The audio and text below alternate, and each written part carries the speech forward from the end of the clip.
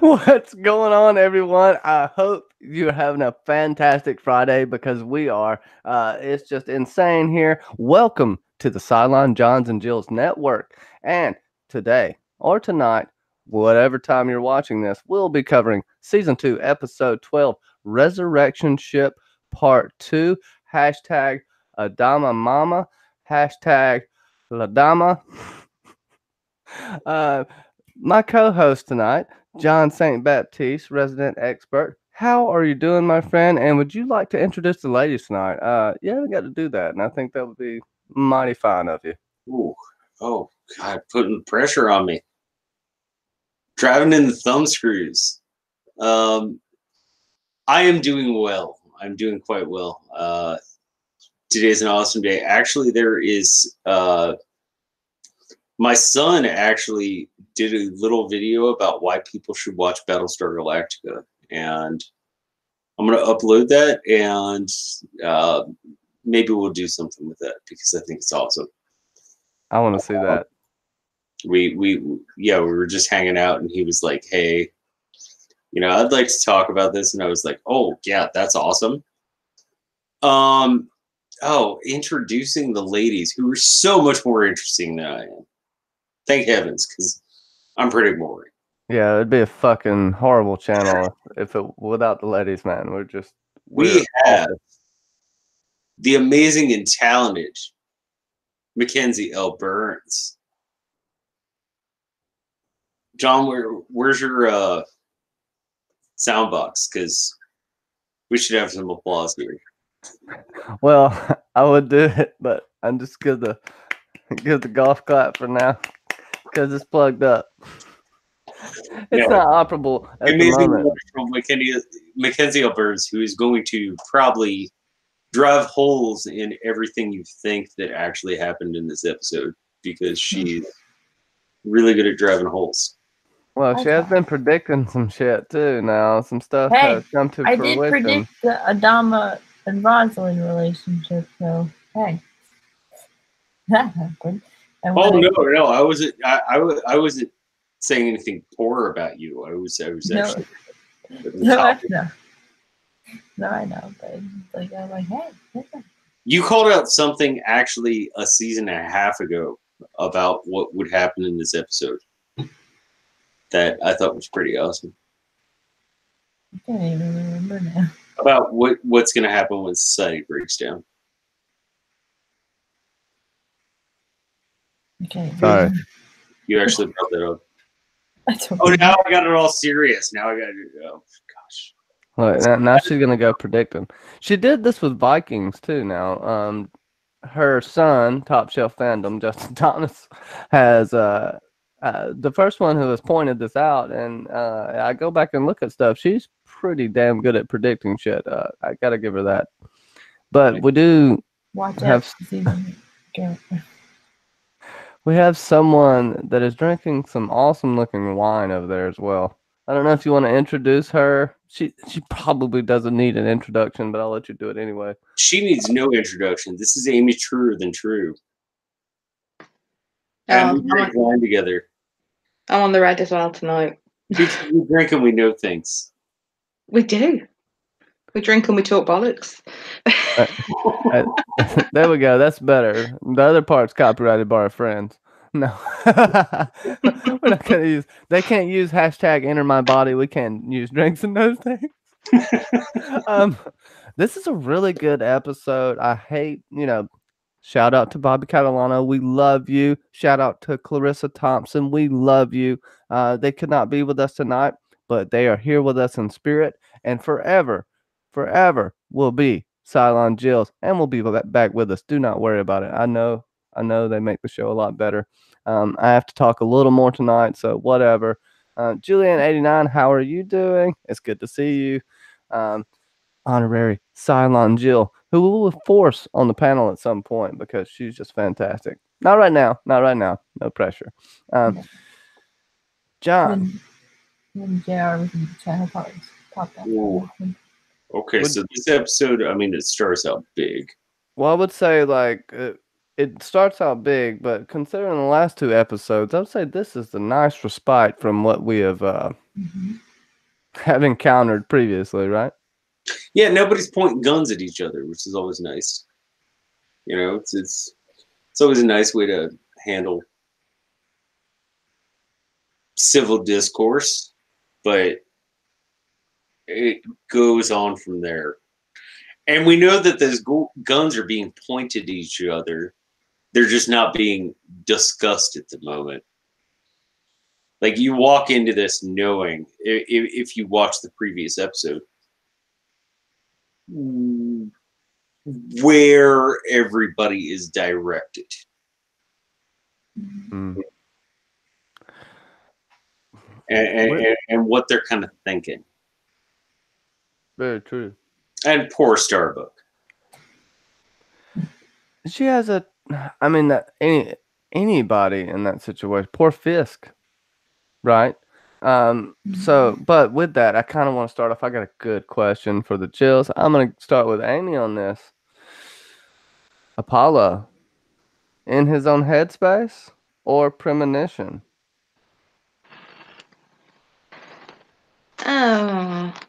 I think it was kind of like a metaphor, floating in space.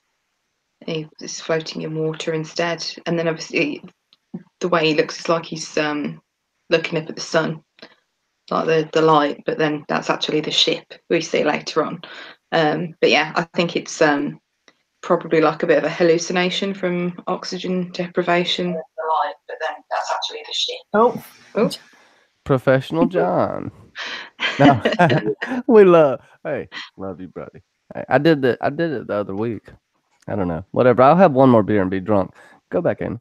Come on. Yeah, I don't think it was anything like weird going on in his head or like a premonition or anything. I think it was just like a metaphorical thing. How did you feel at first when you saw it? Were you wondering what the hell was going on? Yeah, because he's like in water to start with. I was like, oh, have they all gone to the like that, the sort of cruise ship type?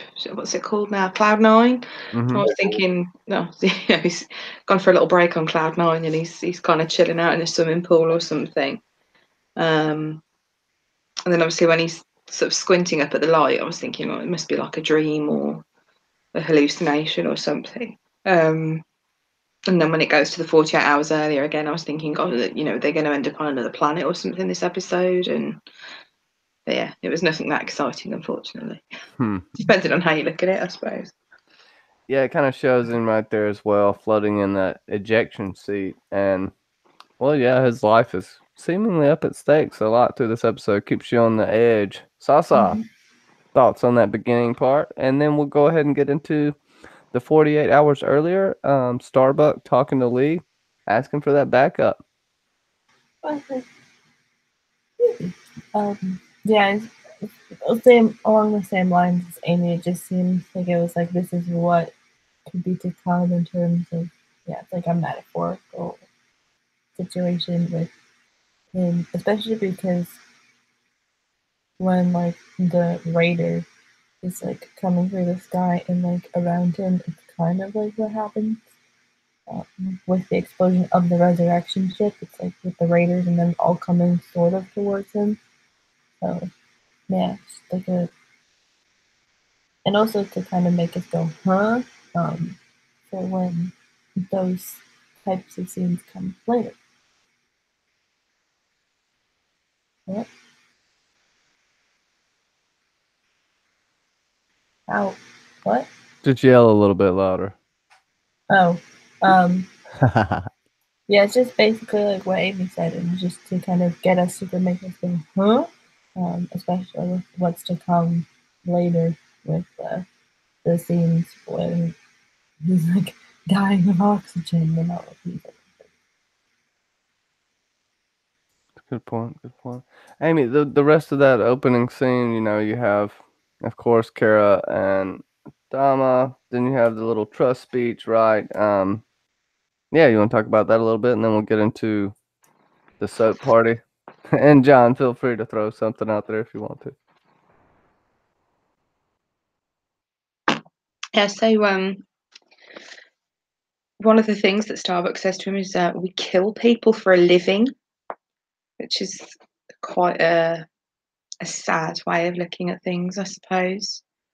And it's not for a living anymore. It's so they can live. It's it's about survival now rather than earning a living. It's kind of not a job anymore. And I was surprised at first. I think that she'd actually told him what she'd been asked to do. I don't think there's anybody else that she would have trusted to tell that. And Yeah, one of the things we didn't touch on last episode was when Starbuck is making fun of the pilots on the Pegasus for having their raiders on their ships. Oh, well, Admiral Kane thinks it's great if we keep, track of our kill count. And she's like, we kill. That's what we do. Like, yeah, it's we kill. What, you want your stickers, or are you going to trade them with your friends? I want a cookie, bro. I mean, like- I don't know. Fuck a sticker. I thought that was really awesome. It's one of the things that I really wish we had brought up last week, but I thought that was really cool. She's just like, I don't need marks to tell me how many fucking Cylons I've killed. I'm Tracking, John. I don't see Shame the on episode. us too. Shame on both of us for missing that in the podcast too. yeah. yeah, it's not a status thing for them. I think is it like it was for them. It's Like it was a competition between them, and that's why they were sort of keeping score almost. Whereas for I'd say for all the pilots on the Galactica, it's just not what their culture's like with it. right. And I understand. I mean, it's a time-honored tradition with military. Like that is a time-honored tradition. Every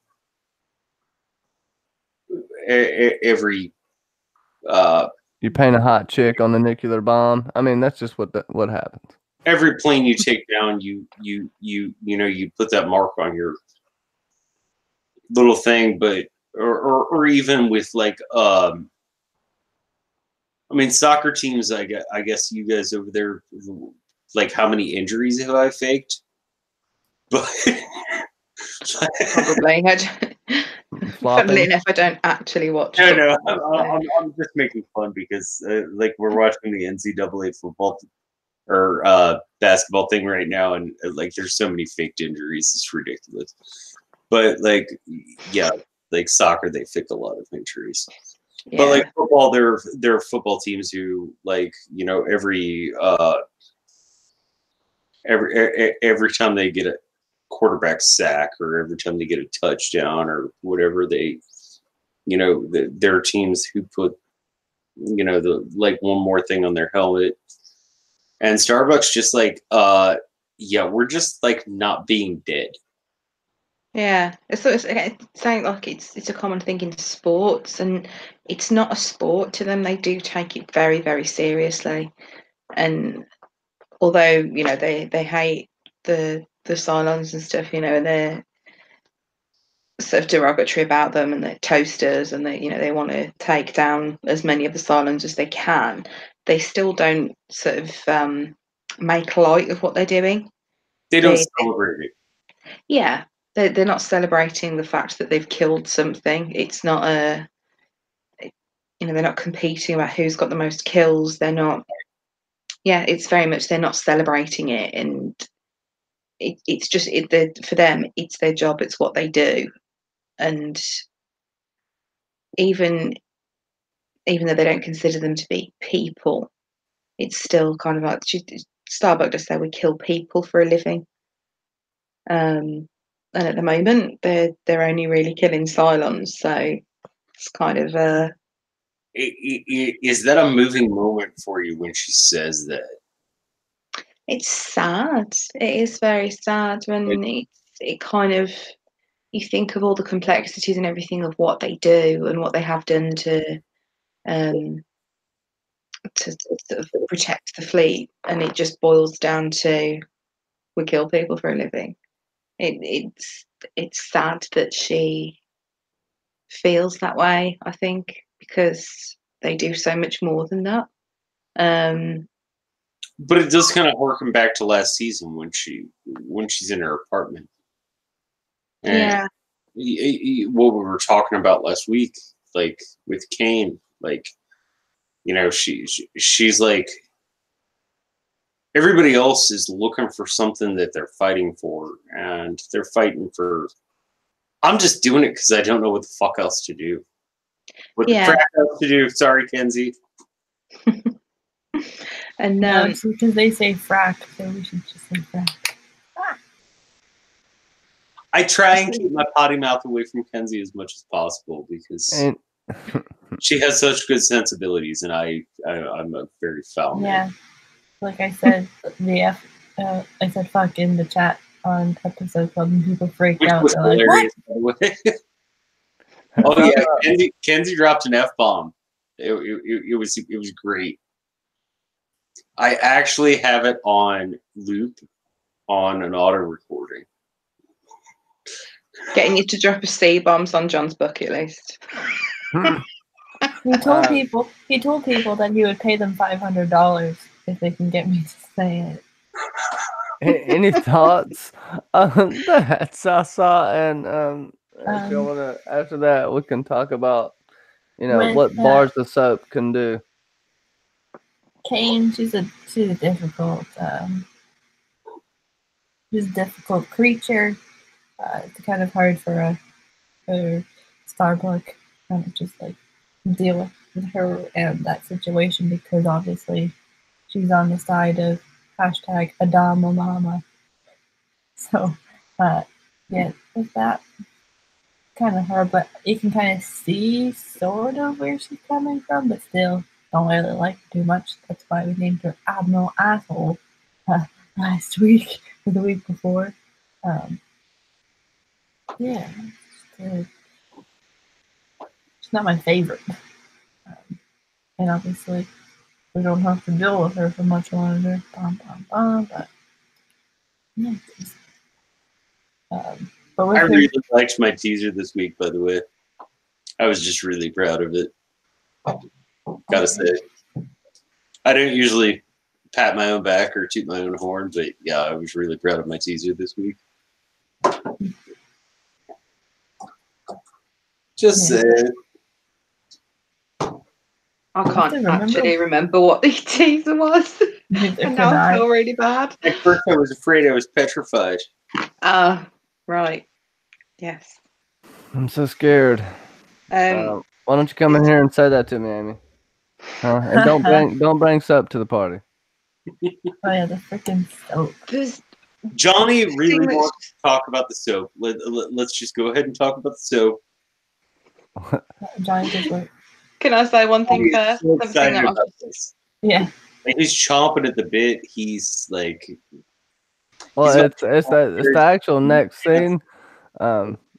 Yeah, just go drink some blood, bro, and you'll feel better. No, Amy, you can say exactly nothing and go to the next. No, go ahead. I'm joking. It's just something that just clicked when they're at Starbuck and Apollo are actually talking about the fact that she's been asked to assassinate Admiral Asshole, and that's what an assassin does. They kill people for a living. So it's just like, she kind of sees herself as an assassin anyway. Yeah. I love the way that Apollo and Starbuck communicate with each other in this scene. Like, they both know this is effed up. Mm-hmm. They both know this is wrong, and they both know it's totally the right thing to do. And they don't question each other on it either. It is literally like, right, well, you've got my back, I've got yours. Yeah. And that's it. Like, neither of them is comfortable with it, which that's why these are characters that we love. you know, because neither of them's like, oh, hey, yeah, you know, we're gonna go assassinate somebody. They're both like, oh my gosh, this is so effed up, but it's like if other characters had to go like kill people. It's like I don't really want to do it, but I know I have to. Yes, you can really still see how like Starbuck is with Apollo, and it's really weird coming like later on how he's kind of suicidal. Like he's like, I didn't want to come back. It's like, what are you? Like the earliest version, like a Jon Snow person, like, I didn't want to come back. I wanted to die and stay dead. Like, come on, bro. But yeah, I honestly, I never had the oh, you poor suicidal adolescent disdain for Apollo that I had for Jon Snow. Like Apollo, I can get it.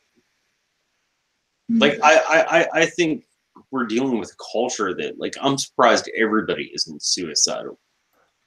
I would say Apollo. Well, you could say that for freaking Westeros, man. I don't know, but they have to at least get seasonal depression at the wall. yeah. I agree. Oh, absolutely agree. But like minimum. Like Apollo, like I didn't feel like he was throwing a pity party. Like I was just like, hey, I get this. I think you're wrong, but I get it. Like it makes sense. It doesn't make. Yes, they haven't like killed off like a character that we've known for more than 5 minutes, but no, I see that character like staying on for much longer, which just makes like this whole thing of I trust you, Starbuck thing, like a whole bit of like. I see the Olympic carrier. I see that he's holding that weight on his fucking shoulders every day. I don't think it was necessarily suicidal. I think he accepted the situation. Yeah, absolutely. But then when he has that conversation, like, I didn't want to actually be here. Like, someone actually came and got me. Well, what's that fucking movie, Amy? I'm sure you know it. Why do you bring me back? Yeah. What's that movie? I can't remember. I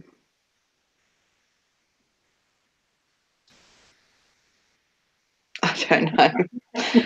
But yeah, it's. I think it's not that he's suicidal, that he would actively try and end his life. I think it's the fact that he thought that was it in that situation. He didn't think there was any coming back from it, and I think he'd almost kind of accepted his fate, and it was probably quite a shock to the system, quite literally. I mean, we see him getting defibrillated.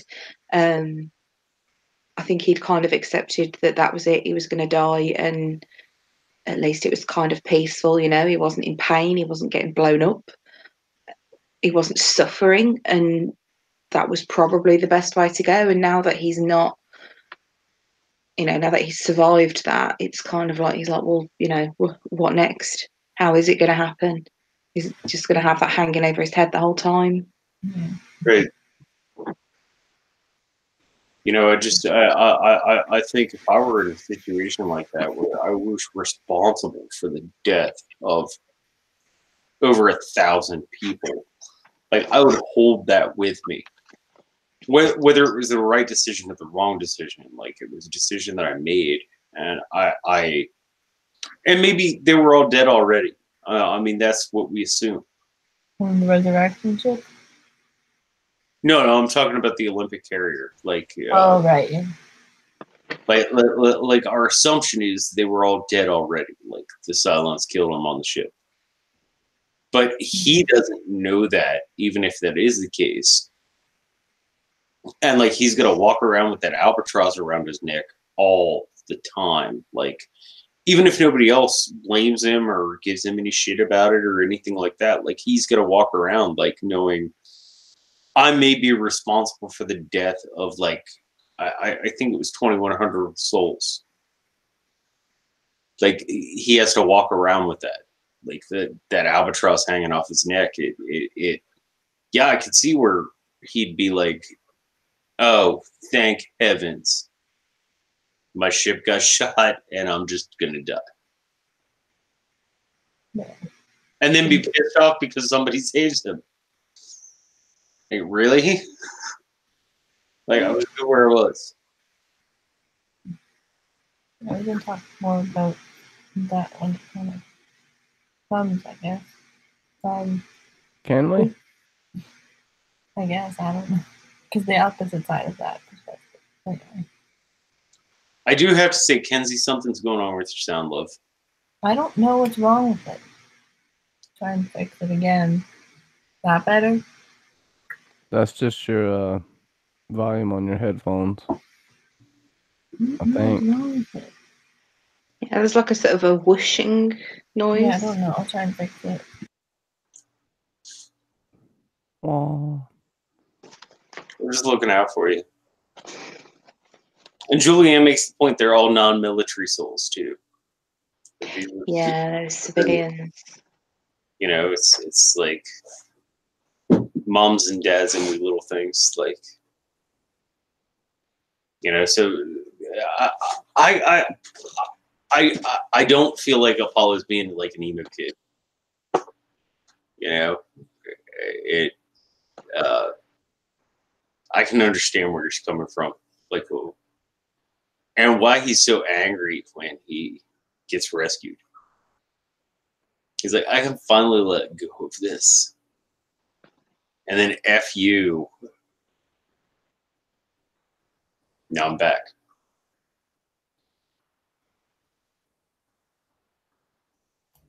No, Johnny's disappeared now as well. Oh, I'm here. I had to go off camera for a second. Thought you'd gone to get some soap. Yeah, true. No, well, you needed. I was gonna give some to Starbucks. Let's see. Starbucks. Yeah. Buy Starbucks chai. Hopefully they'll sponsor us someday. Oh my god, that's funny. And Starbucks. Yeah, that's better. Okay. We have to show everybody that's watching. Speaking of Starbucks. And Starbucks. My Aussie Oh, I find. know. It's coming here and it's so awesome. So yeah, I found these at Comic-Con, which I am gonna send to everybody. We're absolutely Yeah, absolutely brilliant. That's So awesome. I'm gonna post one to everyone, and you'll just have to wear it when we do the stream. Put it on somewhere.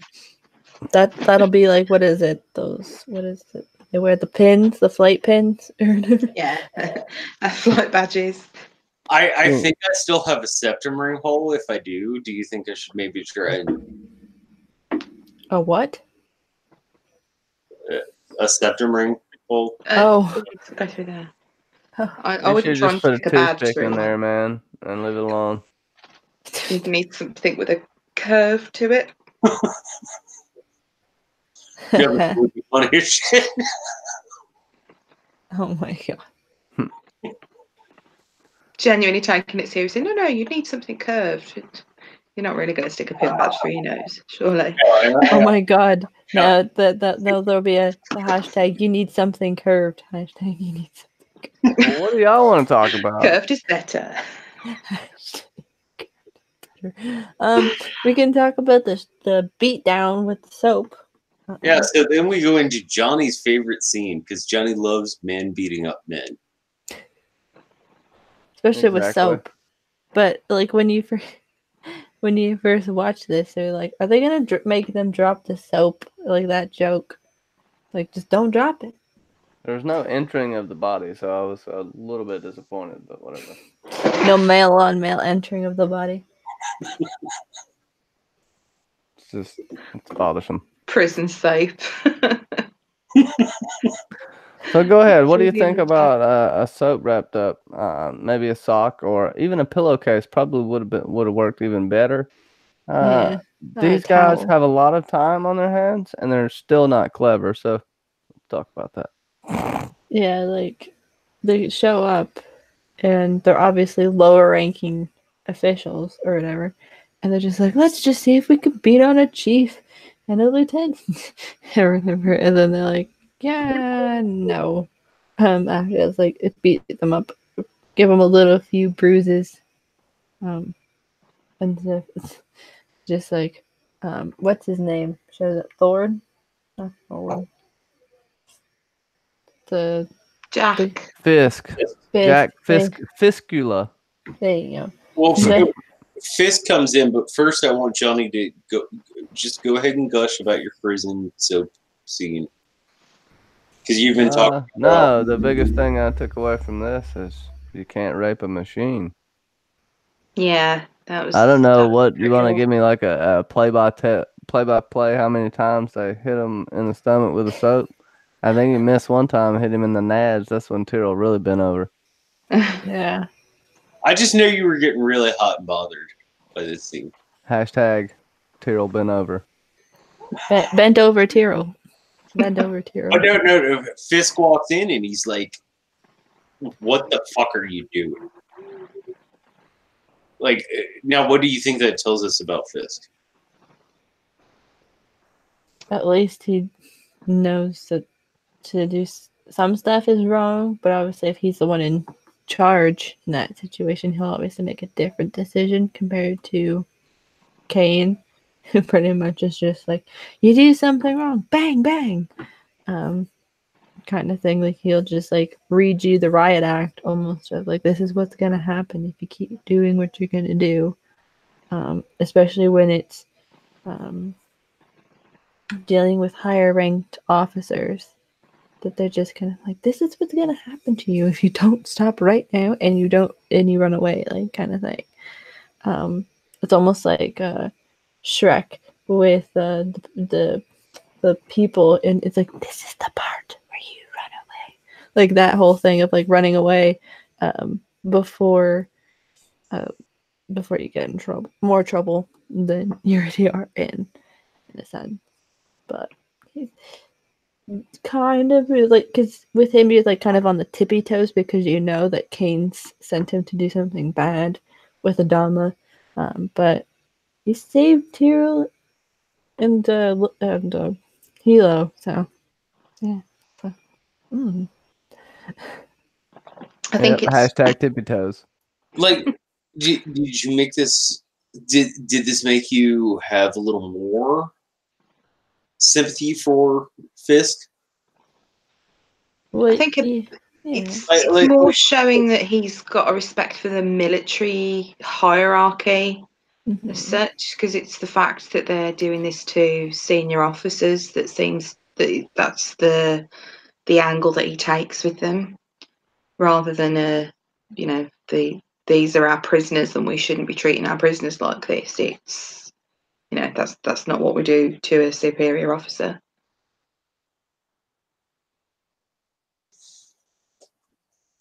Okay. Yeah.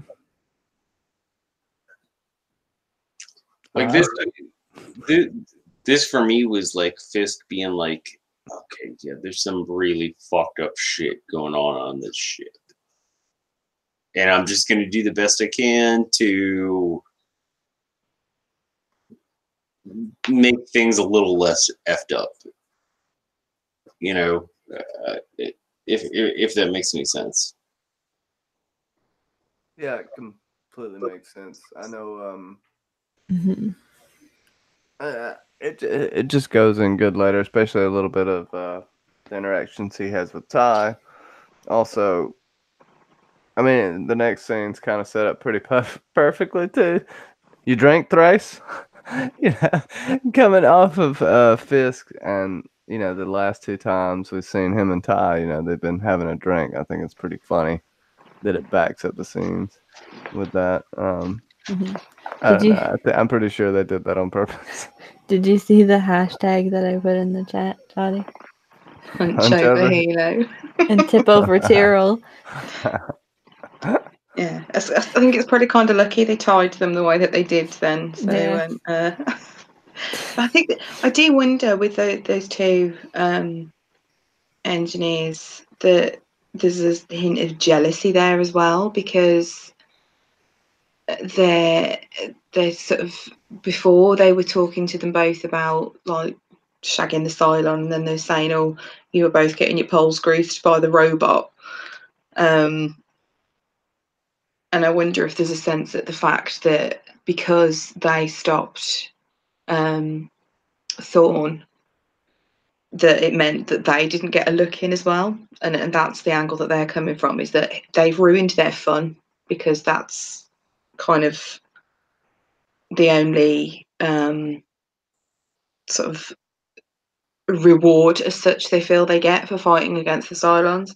It's Yeah. like, you know, you Johnny, get may I go off on a diatribe?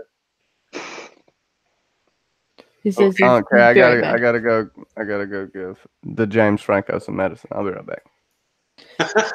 So I guess you can go on a diatribe for like. The reward throughout history for a male military is rape. Mhm. If you go through a history, like, this is not a pleasant conversation to have, but it's a very true thing to say. That's the reward Mhm. for a male military. That's why, like, the most badass military out there right now is Israel. With I forget what they're called, but they have an entire commando unit that's all women, and women have the like, and this isn't me being stereotypical, but they have the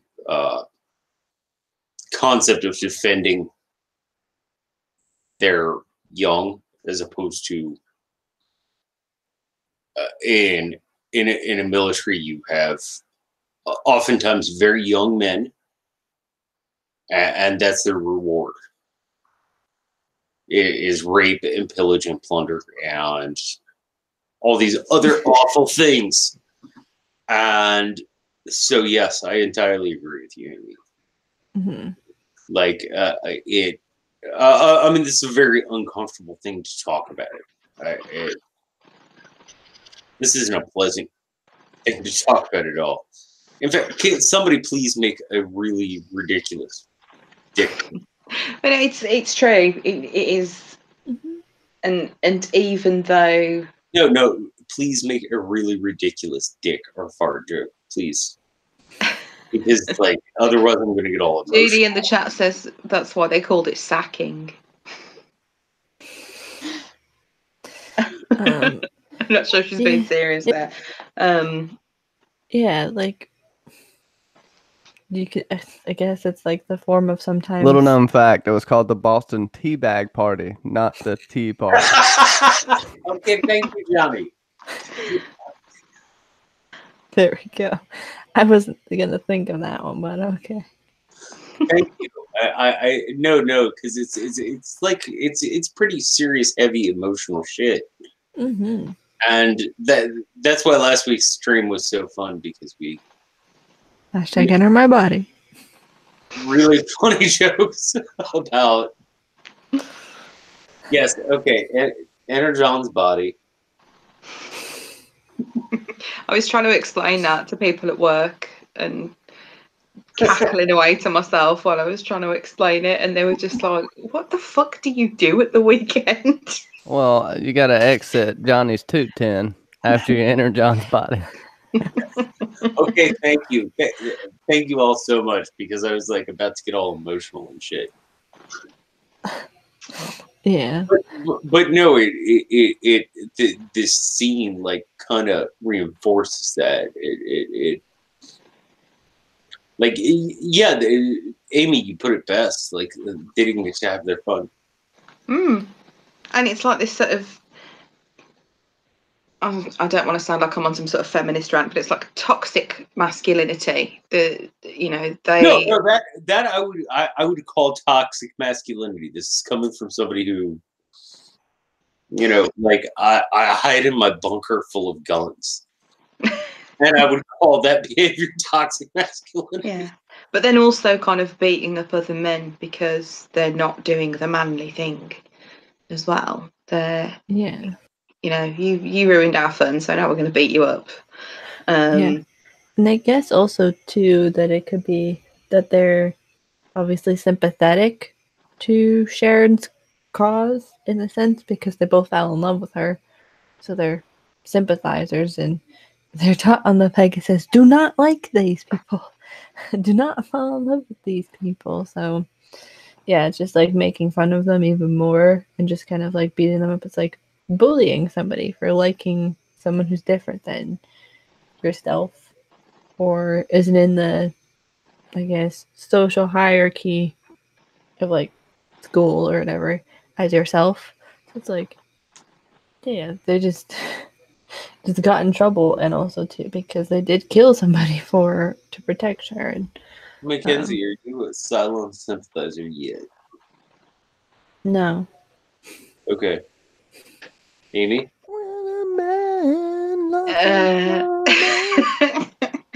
To an extent, I think so.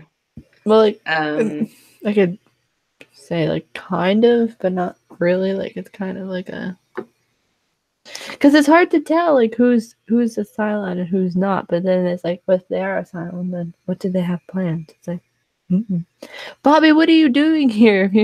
You haven't watched the episode yet, Bobby. oh yeah, spoilers for Bobby. Spoiler time, Bobby. Guess who made out in the episode, Bobby? They made out and they watched a movie and somebody put a hole in the popcorn. Someone entered someone's body. Yeah. Some Some tongues were like. There's not much time. You better hurry There up was and enter that body. saliva. Damn, it's getting morbid. I was going to say something. I was about like Cylon sympathy. It's not necessarily sympathy for them. Maybe like sympathy for their situation. I don't know. I do feel bad for Boomer. Well, Sharon. She's because quite rightly she hasn't done anything wrong, and she's being punished for the actions of someone else, and she's pregnant as well, and it's like that's kind of, I think it's partly my sort of maternal feelings about that. It's more like, you know, she should be looked after, you know, and not left in a cell on a prison bed with a shitty blanket and no company and nothing. You know, she Doc Cottle should be visits cared twice for. a day. He does care for her though, doesn't he? You see that. I think he genuinely cares about her as his patient. Hey, don't talk about me like that. Okay? Bobby's leaving. I have a rep to maintain. Hey, are you going to sleep because I wouldn't tell you Radama got together. Hashtag Bobby, if you look at Adama the thumbnail, then you'll figure. Speaking of maintaining my rep. See, if Bobby goes and watches the episode now, we'll probably still be talking about it when she finishes it. And then she can just come and swear at us all in the chat. Be like, what? Oh yeah. Okay. So. Oh yeah. Thrace, Kara, And Kane. Kane. Nice little drinking scene. Ty needs to get popped. What you think about that? She has a point. But I love the line as well. And she says, you drink only to excess. It's a brilliant line. That's the only thing I wrote down for that scene too. I've never said that before in my life.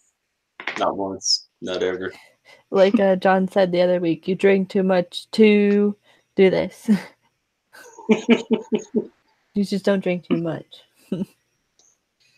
I like that in this scene, Kane is trying to get Kara to talk shit about Todd. And Kara is really good about not talking shit about Todd. as much as she'd like to.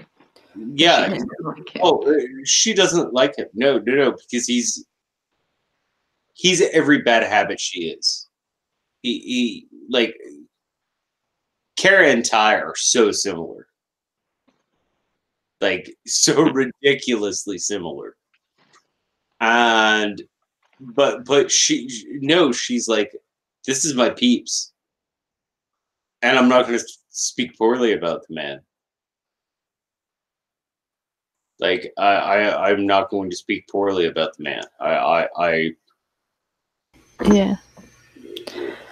Yeah, because it's kind of like her, like, basically father in a sense, because it's like, yeah, like father-in-law kind of thing, and then there's just the fact that he and Rosalind are basically the parents of all of these people and these kids, quote unquote. So it's like, yeah, Dom and Rosalind are basically the parents of all these kids. Ty's like the fucked up uncle. yeah, the creepy uncle, the drunk uncle who sits in the corner. He's not creepy. He's just drunk. Yeah, the creepy drunk uncle, like, and the fact that he just drinks all the time. And you're like, His what does wife's he do? creepy. His wife is creepy. Ty's not that creepy. You're like, oh hey, dude, let's do a shot. Yeah, the one that, like, that alcoholic uncle, and then like crazy Ellen. Yeah, Kara can't speak bad about Adama because she has too much of an affection for him, in a good way, and Kane's just kind of just like, well, this is what's gonna happen, and he basically, like, you can't really stand in my way because I'm, the leader of this ship. Now, do you think that makes Kane respect her more? That she won't say anything bad about Adama? Yes and no. Like she's like, no, this is my crew. Like, fuck all you. Probably yes and no. Because yes, she's able to. I don't mean not like her, but respect her more. Yeah, well, yeah, like yes and no, because it's like, yeah, she is able to respect command in one aspect and say nothing bad about Adama, but in the other aspect of that, she's not listening to what what Kane is asking her of, like, to talk about Adama. It's like a yes and no. It's like the fact that yes, she won't talk about other people, but no, because she's kind of not following through on an order.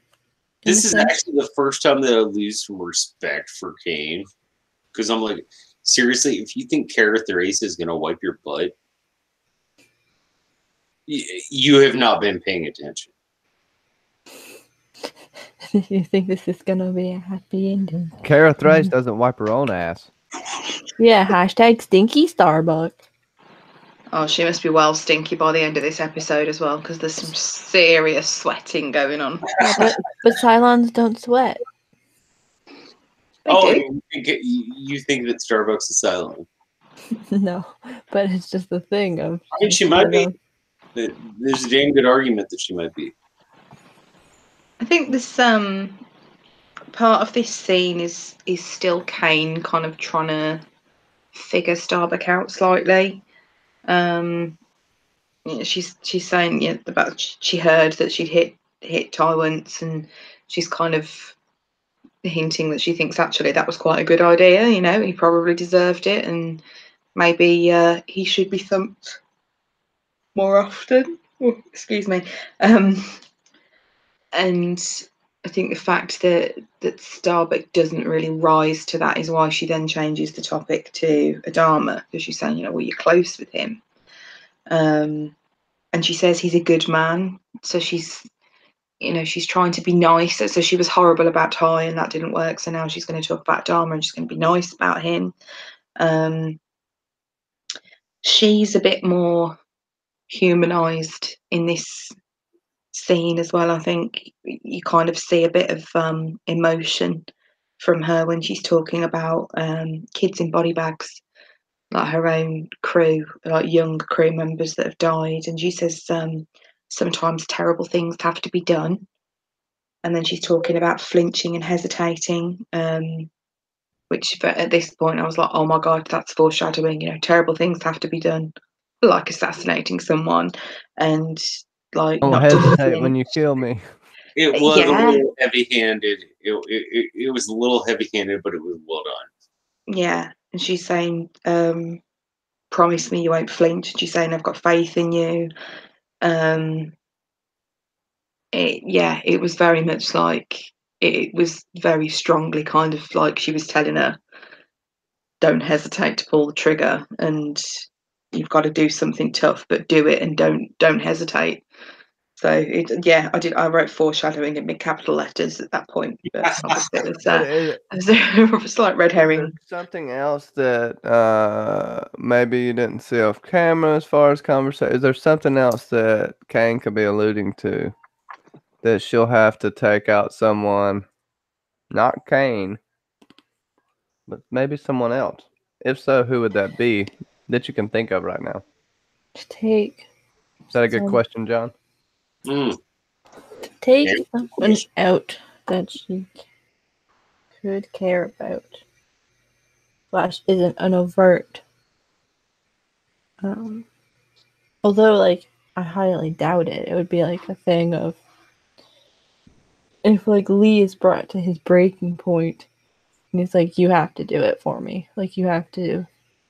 Like, he gets to this, like, unless it's this whole thing of this rest of the half of the season is him dealing with whatever sort of mental things that have come about because of this episode, and it's just like, you have to do it for me, and not to hesitate even though she wants to. Or it could be just someone that she's like but she knows she could care about.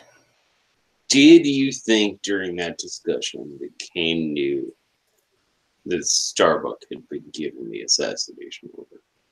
Almost First, definitely. What? say your hashtag because it's brilliant. Mine? Yes.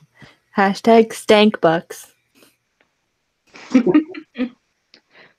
That's a new flavor, by the way. It's the new flavor of coffee. John just dropped a cigarette. Yeah, I did.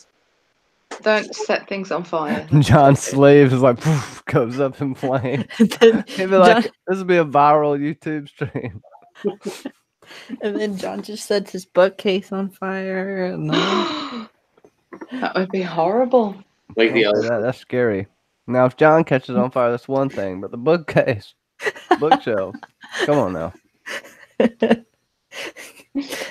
Yes, we care about John's bookshelf, and seemingly more if it catches on fire than if John catches on fire. Not Nobody true. will care. Nobody will give a shit. That's not true. I'll start running from Catherine. Alabama. Catherine says, "I'd be like great special effects." But yeah, do you think that do you think Kane knew about the assassination order when she said that? I don't think figured- she did. I figured it was she. It's that thing of preparing for every what is it Peter Baelish says? Prepare for every possible scenario in your head, always. And then it's not a surprise. possible scenario. I can't even do it right now. I can't do it. I have to listen to him say it and then do it. It's been a minute. I think if she Always. really did suspect it, that she would have just called her out on it there and then. I don't think she'd have pussyfooted around it. I think she would have actually asked her outright, "Has Adama asked you to kill me?" I don't think she'd try and hint at it or anything. I think she'd pull a gun on Starbuck if she thought that. Yeah, possibly. I think she would. She would. She'd very much be like, well, kill or be killed. See you, Starbuck. She wouldn't take that chance. We've heard how she reacted to someone disobeying an order. So she's kind of sussed Starbuck out enough to know that she's very loyal to Adama, and Oh, but that's someone disobeying an order is weak.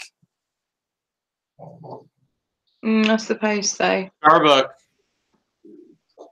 putting her head up against a bulkhead, just like she did. Mm-hmm. That's kind of strong. Julianne, hashtag I have to listen to him say it. I'll have to listen to him to say it, to do it. That's funny. No, I don't think she knew. Okay. I feel like it's a possibility that she could have I'm thought of, but it's not in the forefront of her mind because she. I'm gonna watch that. And now, John, you're on Avatar. Yeah. I'm on Avatar because I'm looking for the mysterious disappearing cigarette. You better do that. It's in your vagina.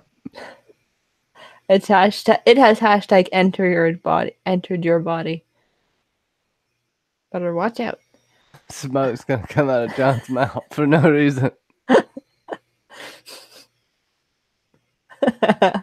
But yeah, I feel like she thought it could be a possibility. Like, if she didn't think of, at least it could be possible, then it's like you're very secure in your position then, almost. Like, because you know that, like, you know you're at odds with each other. So it's like, why not think about any possible situation?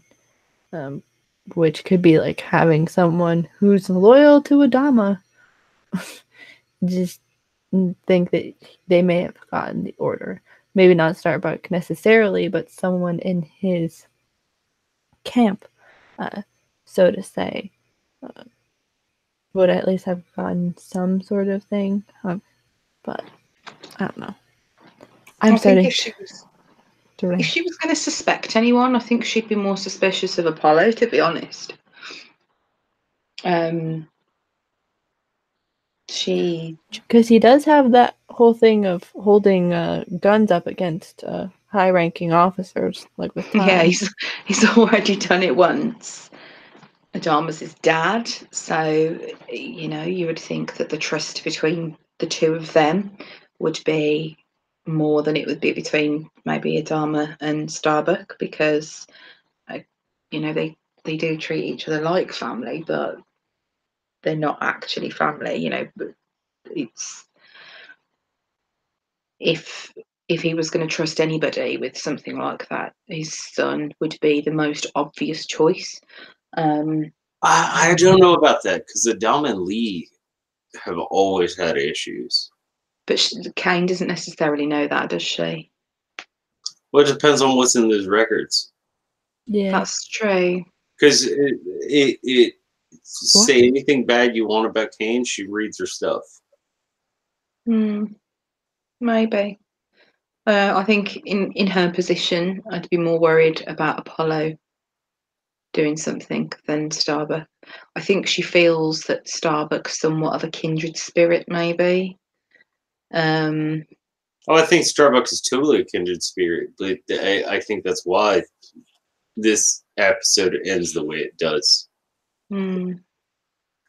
Is because Starbuck and Kane have a hell of a lot in common. Bobby, he didn't go to bed. You big fibber. Bobby, what are you doing? Love you, Bobby. Bobby, also one of your favorites shows back up again this episode. Yo. Oh, and by the way, I found it. Oh, you did? He just got a new one and lit it and wait till it got down to the same length. That way he found it. The ugly green chair is not burning tonight. But it's no, not. that would be a viral video. Yeah, yes, Jillian. Cammy shows up in the episode. Now Bobby's shocked that she heard a spoiler. That's kind of inevitable, really, if you've not watched the episode. Bobby. Okay. Bobby, we miss you. Oh, I know your computer's down, but we miss you. We really miss you a lot. We do. Your little quips. I can't keep up, Johnny B standing up because Oh, I'll tell y'all what happened. No, nothing really happened, but Like Johnny's got to be funny, and I've got to be smart, and neither of us are good for those things. well, I try to save a lot of my stuff for the podcast. So I'm trying not to get it. I want to rant about some things, but I'll wait. Next thing Monday. we'll get into kind of the battle. Nice, pretty cool little space battle we got here. The attacking the resurrection ship. There's a little bit in between here and there. Let's see what y'all picked up. Yeah, like looking at the resurrection ship for like a second time, it kind of looks like a creepy insect kind of thing. So with how many like the not levels, but like this how it's like kind of stacked. So it looks like Amy fell weird. in love with it. I said that last week, actually. I did say it looked like a caterpillar. It reminded me of some of the sort of funky You mailed tropical. me a butterfly from England, so yeah, I know how much you like caterpillars. An No English Cammy, butterfly. Bobby. No Cammy. Julianne's trolling you just a little bit. And I told you for a second, Bobby. Actually, Bobby, Cammy, and Billy have sex on this episode. Oh, God, don't say that. Okay, I don't know about that. See, we say some fucked up shit, but I don't know. That's pretty fucked up. Oh, let me laugh that off. No, I think we're good. That was a little. Fracking I trolls. don't know. That just freaked me out there. Just called us fracking trolls. Don't dig yourself a bigger hole, John. You guys opened the skip door. on. I walked through it. I don't No, know if Johnny I was- opened anything with children. Johnny, you said who would you frack and why in the chat? Are we talking about characters in the show or? Yes. That's a good question. There we go. And Cammy is not a viable option. Please stay No. away. We Foxy. are halfway through the show, so yeah, like Frack, Kill, and Mary, I guess. Yeah, that'll work. Let's do that. Right, Kill and Mary. Oh my God. You usually have to give 3 options, John. No. Out of everybody in the show. No, but you usually have to give options. It's like not Frack, like an kill, open marry. end. No, like of people that you do The this with. people are on the. What do you mean? No, but you have to give 3 options. You only of the have people. 49,613. I mean, it's really not You that have many. all the options. You just watched the episode. I know what she means. Normally you get given 3 people and you say, right, which one would you pick for each thing? But if we've got free reign. Yeah, free reign. Just free ball it. How many Oh, songs? God. 39,000 people. Or just... Oh God. But some of those are children, John. So we can't. Julianne says Hilo, Ellen, and Adama. Oh, okay. Wait, Julia. So you Frack? So you frack Yeah. Hilo, marry Ellen, and kill Adama? Wow. Maybe Oh my God! I never realized how evil Julianne is. Oh my god, I dropped. But oh my god. Frack Hilo, marry Ellen, and kill Adama.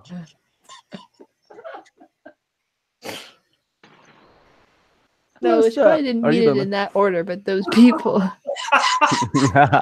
thought it was Frack Kill Mary. That's priceless. Kill Mary. I can't believe you would kill Adama, Julianne. You're never living that down. I'm gonna bring that up No, till the she end said of she time. wants to marry Adama. No, that wasn't the game. She did. She's now Julianne 08 Kilodama. Julianne 89 Kilodama. Julianne 187 Adama. That's what it is.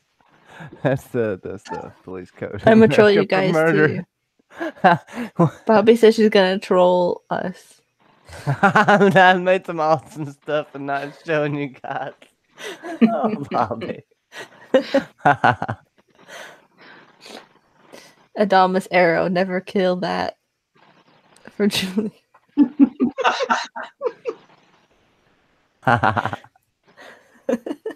Yeah. So Amy, yeah, you're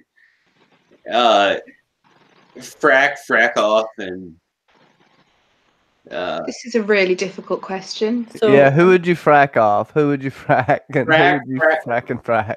Frack and marry and frack off. the fracking kill Um, off. Oh God, I really genuinely don't know. There's no eye candy in this for me. It's not fair. I feel like I need to see the rest of the like 49,000 available So the- options that there So would all be. the the random Marines, all of them. Any of the soap beaters? Would you do anything? Oh, Oh yeah. Jesus! I love that we've degenerated at this point. This is great. Well, we had to have this conversation at some point, didn't we? Yeah. Yeah, Bobby, who would you do? Yeah, Bobby needs to answer in the chat. Yeah. Okay, if I had to choose, Frack, I would frack, marry. marry, and frack off. Those are the 3 questions. Yes. If I had to choose, I would marry Starbuck, but it would be a completely platonic relationship because I just wouldn't have to deal with any shit because she'd be off doing her own thing all the time. So it would just be a 2 friends convenience. getting married. Yeah. Common law married. Not common law, but If I had to marry one of them, no, that's marry. Kill, I would kill. Oh, fuck, who would I kill? I'd kill Ellen. And I'm with Julie. She's just annoying and serves no purpose apart from to piss everyone off. So I'd yeah, kill she. Jada because he took my ambrosia. Catherine in the chat. I love that Amy's ideal marriage is one where she can be left alone. I'm not like that in real life. Yeah, who are you gonna shag, Amy? Oh God, see, none of them really do for me.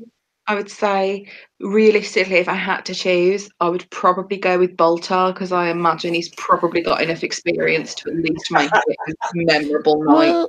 Well, if he likes to pretend he's having sex with someone in his head, hey, he's pretty much up for it. Yeah, but Starbuck did that when she was having sex with him, so That's true. Maybe that's his thing. Is he just like it's like Maybe a that's his vacuous thing. shell that you can just picture anybody else. Well, there you go. I can't picture there being any sort of like stocky, tall goth types with some like nice long dark hair and lots of tattoos being Your on the husband. ship somewhere. Your husband. Okay. Yeah, pretty much. I have Who a knows? type. Who knows? We may. And I you know and you would Sure. fracking kill who? I said Ellen. Oh, Ellen. Yeah. Oh, that's too easy. I'd put my money on Hey. at least that Baltar. I'd enjoy myself. Julianne did it right. Killed Adama. That's right. Why would you want to kill Adama? Edward James almost. I'm like, She's a hater. Julianne. Bobby, we're Bobby. talking about who we want to frack, who we want to marry, and who we want to kill. That's what she's asking. Come on, who you want to frack, Sasa? Oh man, that made me snort with We laughter. got 2 John Snorts in a week. I know, right? Oh, brilliant. Who knows? There may be more. To kill. Oh, this is probably somewhat easy. You could say, yeah, Ellen, because Ellen's just. We haven't seen her for so long. It's like, why not? Plus, you could probably take Ellen because she doesn't seem too good, too defensive. Like she's not very good at defending herself. Maybe, I don't know. Taking too long to explain this. Mary, because you could also say Billy because Billy's also never in the show anymore, except for today. And someone. Pilot got canceled. Wah wah. Bum, bum, bum, bum. Bobby says, "Homie, don't play that game." And I don't know. I'm trying to think. Oh, I'm yawning so much. And to frack, I don't know. I'll think about it. It'll come to me. Oh, just frack them and get it over with. like hashtag it will come to me. Like, come on. Get So it. yeah, you have the little battle scene, and when the Hey, frack you comes two to didn't you. answer this question. Yeah, hang on. Let's not change the subject. Come Oh, on. well, Only half the John panel have probably answered this marries question. Starbuck. I marry Boomer. Boomer or Sharon? I kill Rosalind because she's gonna die anyway. Hey. Would you marry Boomer or Sharon?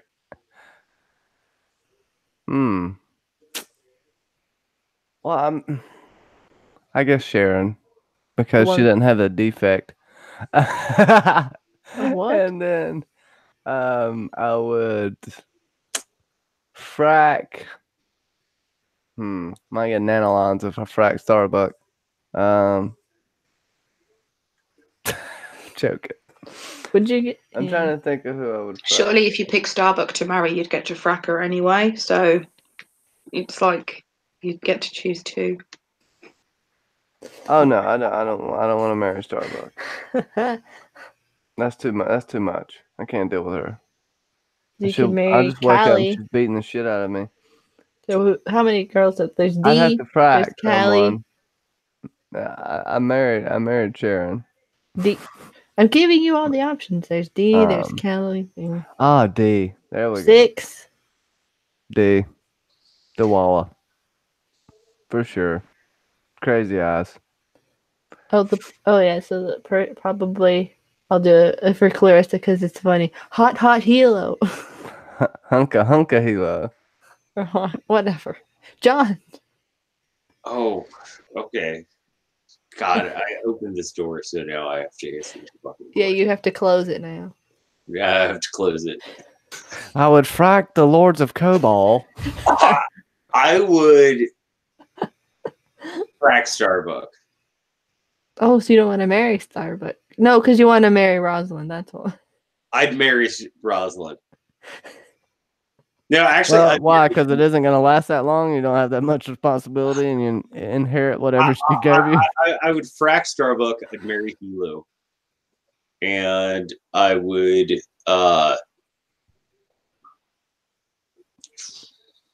Oh gosh. Just There go are ahead and a lot kill of someone. What about what's his name? Tom Selleck. The Fonz is too cool.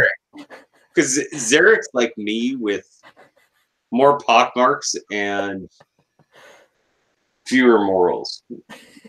If the jukebox ever breaks, there will be no one there to hit it to fix it.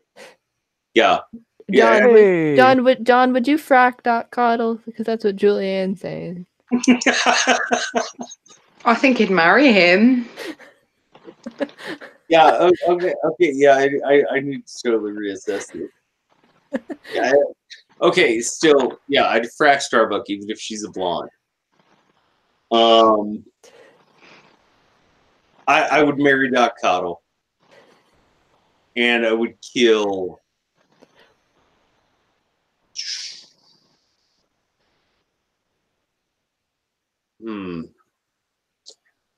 That fucking cunt who is the CAG John. for the Pegasus.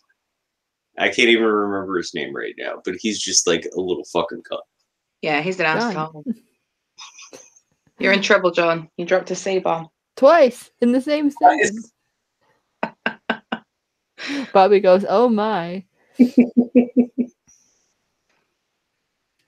Let's get back. It's the fight sequence or the battle sequence. Let's go. I'm not going to set it up 4 times. Y'all go. Yeah, it's really the amount of, I guess, CGI and the fact that they get rid of the ship. They like destabilize the resurrection ship only to then just start fighting each other. Is a little bit like it's like why, but I guess also understand. I don't know, but yeah, and then I need to be put in timeout. John needs a I can do that. I can mute you. And you just can talk and nothing will happen. I could be a dick and do that one day. It's just like the fact that they're just like on fighting, and then that is it. So Apollo was in the Blackbird, wasn't it? So now the Blackbird's blown up. God damn it. That didn't last very long. It lasted what? Make a big deal about that. 3 episodes? 2 episodes? I mean, Tyrell is gonna be heartbroken. Like fuck Sharon, fuck the baby. I mean, the Blackbird, that's his baby. That's what he did to get over Sharon. And now the Now it's Blackbird's gone. gone. Oh, so poetically awful. Oh my god. We've skipped over the sort of preparing for the attack bit with the Adama's scar, which Julianne has been talking about in the chat repeatedly. I feel like we shouldn't it's skip like over it the goes Thomas down. Adama scene. It's quite important. Because it goes down his front, and then there's the one to the side. It's like there's a part that veers off to our left, but maybe his right. I assumed that was because he got shot in the gut. That's probably where they had to go in and get a bullet out, and then the bit that goes right up to his chest is because they had to do like open heart surgery, didn't they? By the way, Mackenzie, I have to respect your My what? The other day when you said Blackbird singing in the dead of night. Oh yeah. I really appreciated that. I thought it was quite well done. Yeah, but now it's disintegrating in the darkness of night, so.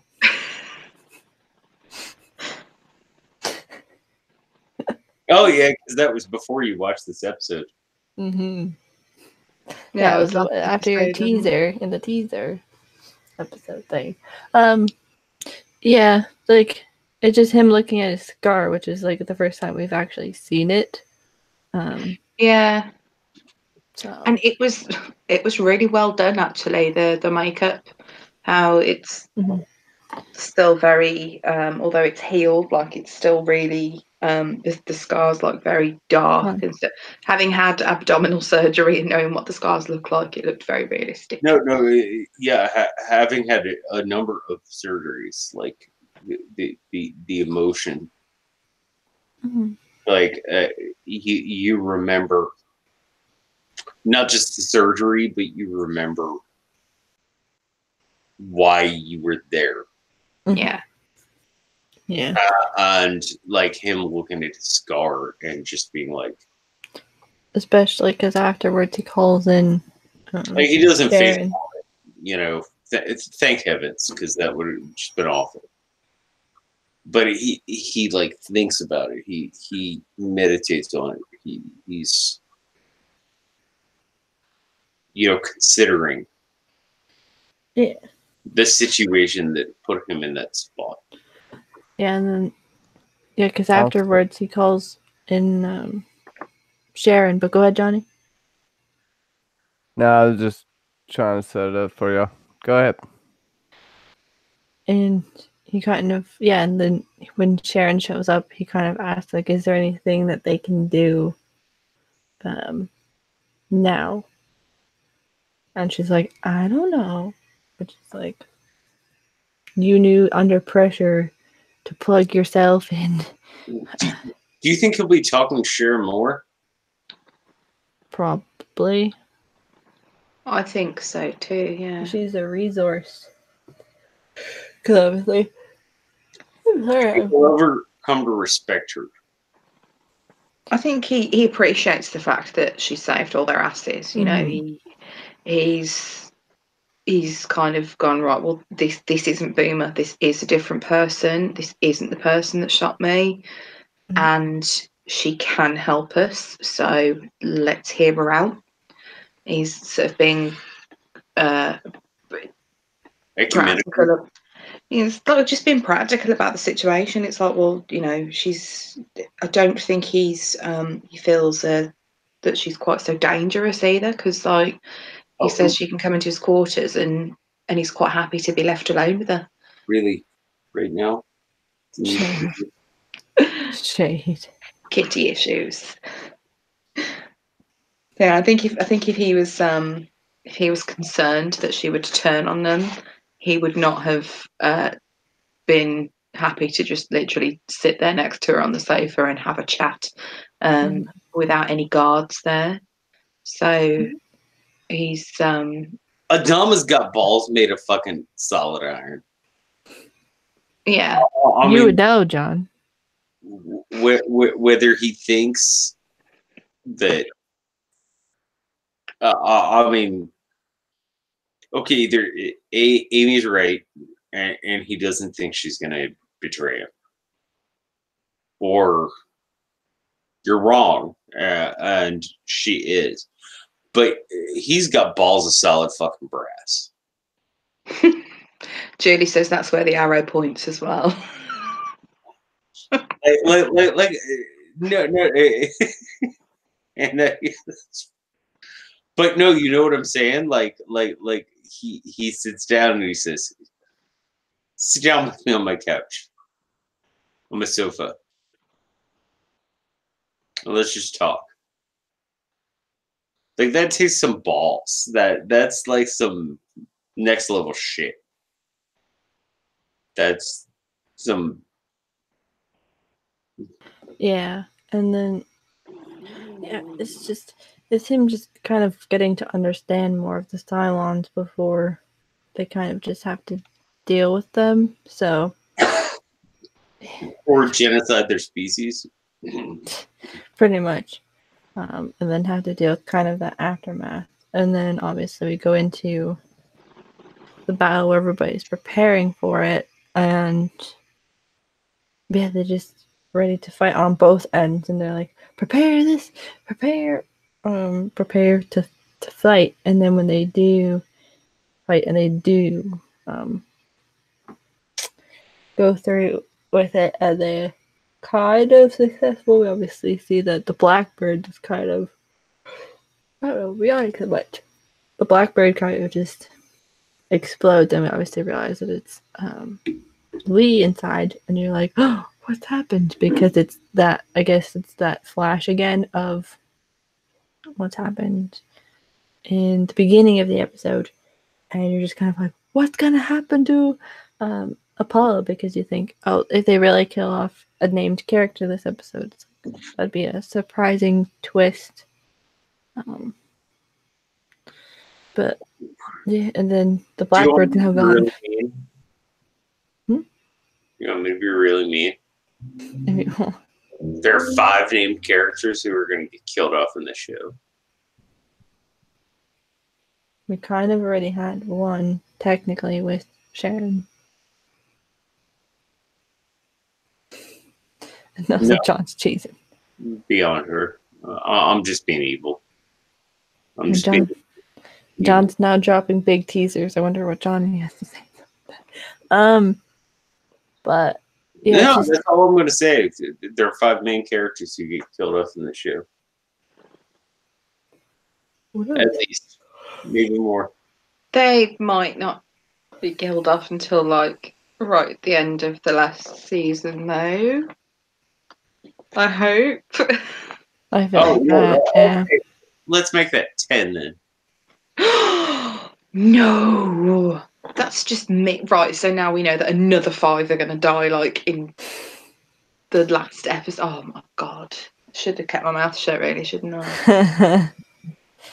Jillian says they live happily ever after and get Cylon tech to transfer to new bodies. Well, not really. Johnny, am I cool enough for you yet? Catherine also doesn't want to be a dick, so she's saying hey to Clarissa as well. Yeah, everybody's saying hi to Clarissa. I love that. Am I evil enough yet? What? He just said that there's 10 people that die in the show.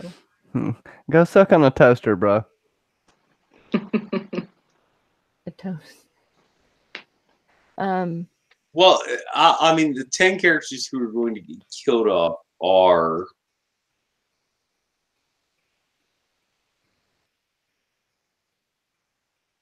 Oh my god, John. He does know. Dude, you do know people are able to read lips, right, bro? Like, I can read lips really good. There are some people who actually practice that art. Of Doesn't mean reading. he's really saying who it is anyway. I don't know what he's doing. He's just touching He's just himself. saying, Trolling is what he's doing. vacuum and vacuum, but also vacuum. Do you Bobby- see how awful of a person we are making Mackenzie? Yeah, and Like, then Bobby just says, "That's not Her funny, age John." the other day. Oh yeah, probably for my birthday stream. Oh my god, I'll probably be like saying all the words. But yeah, we have to continue. You to me. Because I just listed off the names of the people who are going to die between now. Julianne says that she reads lips by accident. So Julian might not. Don't tell him because I read it because his whole face is up on the big screen, so you could probably read his lips. That's why I try to talk really fast to get his fucking face off the. I was actually just mumbling. I don't know if you were saying anything or not. Just in case, I got your face up there. yeah, but Good looking out. But yeah, it's just the blackbird kind of explodes, and you're like, "What?" with Apollo, and then he's like, you realize that his suit has a hole in it, and you're like, "God damn it!" But I would have thought that when that scene had happened, that Lee would have been in a coma or something for an episode, or like at least in sick bay for like an episode, just to be like all dramatic and such. Just because we dealt with Adama being in sick bay for like a couple episodes, so it's like that whole thing. But Hey, I'm just what, Julian? What? I What the don't fuck? want What to either. I don't want a nether lips comment, so I took that off. If you don't know what nether lips are, read Fire and Blood or some other literature. It's a poetic way of saying something. I'll stay away from it. Paula's injury. So you guys are either going to love or hate the next episode. John, stop teasing Well, we us. can talk about the next episode once we get through 25% of this episode. We haven't even got like to the third waypoint. The next episode is one of the most love or hate episodes. John, stop teasing us. We have to wait like an entire, like 4 more days. Why do you think I do this? John's doing the podcast this evening. Because I like to make you dance, puppets dance. Anyway, but yeah, we get the blackbird explosion, and everybody's just like, "Where's Apollo?" Like, and then there's the Apollo. It's Galactica. Do you read? And then it flashes back to the lake, and it's like, oh no, what's gonna happen with Apollo? And you're just like, and then they obviously get him out of his ejection seat and revive him back to life. And he's a bit angry, isn't he? And he's like, I don't like this. He's a wee bit angry. I just got an idea. Frack Battle. New stream series coming soon. Uh-huh. I have to say, I had the funniest thought when John said "Dance Puppets Dance" of you singing that to the dance magic dance from Labyrinth. I just thought how funny it would be. And now I can't get that thought out of my head. It's really funny. Amy, what did you think about the battle sequence?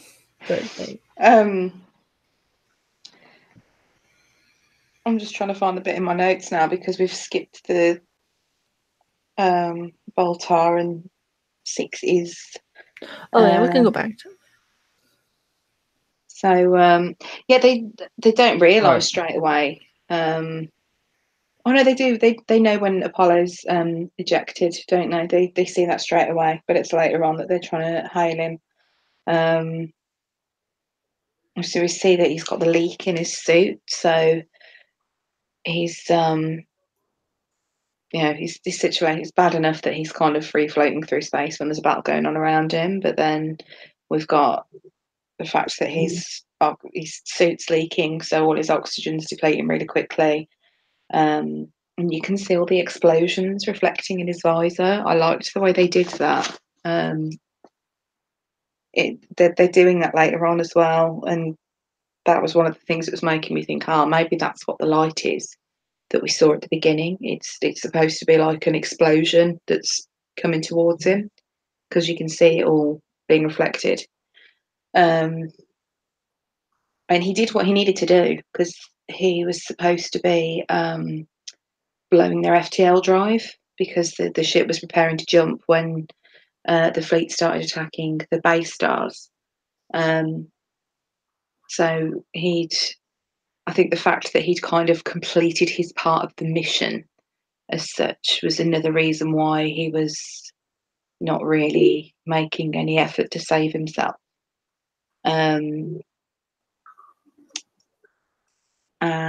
during this scene as well, you also see Fisk sending the Marines from the Pegasus to their posts outside the doors.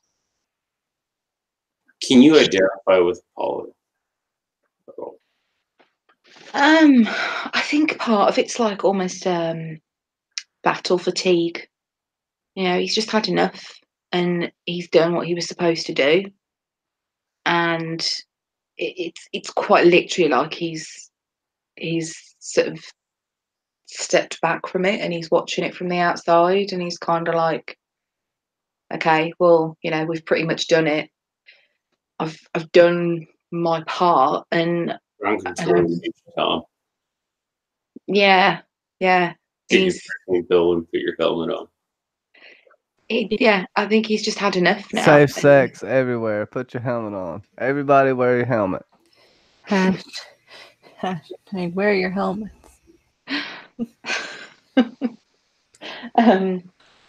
But yeah, I think he's very much.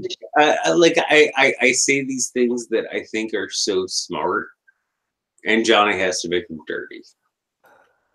Well, it's okay, John. You were talking about fracking my toes earlier, and I didn't know what you meant, but I watched the video. I know what it means now. We'll talk about it afterwards. Julian, I get Apollo. I get Apollo if there are too many 2 and 5 3-part episodes and cliffhangers. Yeah. It's like, let's move on with this goddamn story. Yeah, I think he's just had enough of doing the same thing. It's like just this constant. They don't get enough sleep because of the number of pilots that are on rotation, like we saw that previously. So they're not getting enough rest. He's in this position of authority.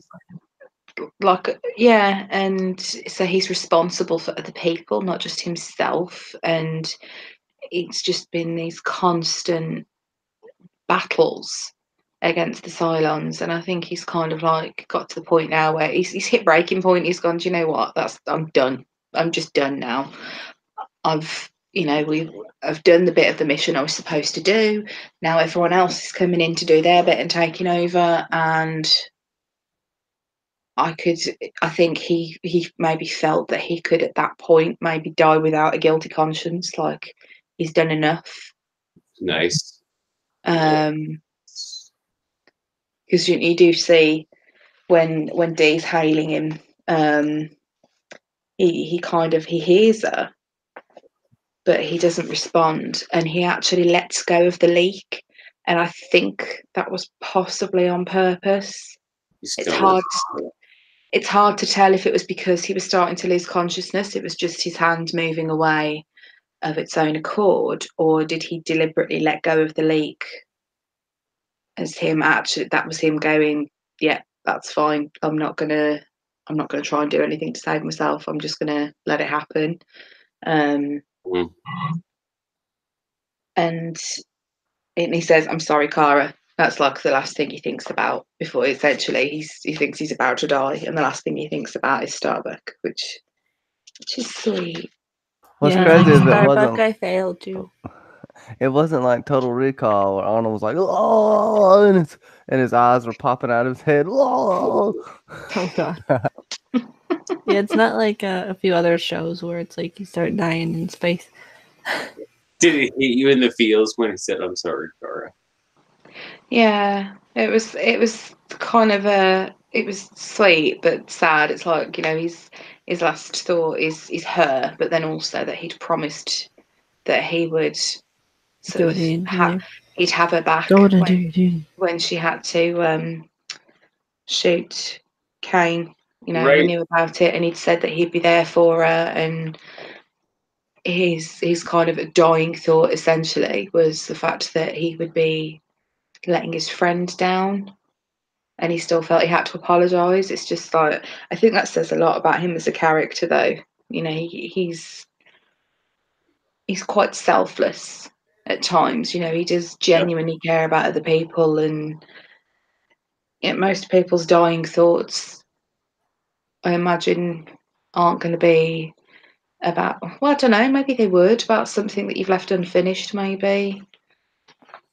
That's kind of his regret, is just that he wasn't there for his friend, and none of the things, like we were saying earlier, about all those civilians that died and stuff. It's not that he regrets. It is just this promise that he made to his friend.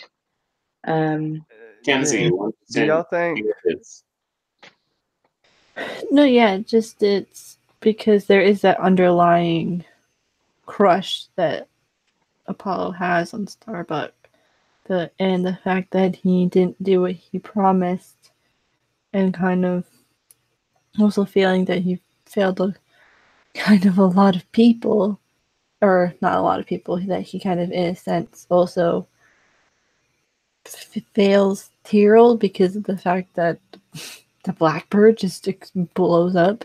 And yeah, because he's also dealing with the explosion of the resurrection ship as well, and those, even though they're not considered humans, those people dying as well,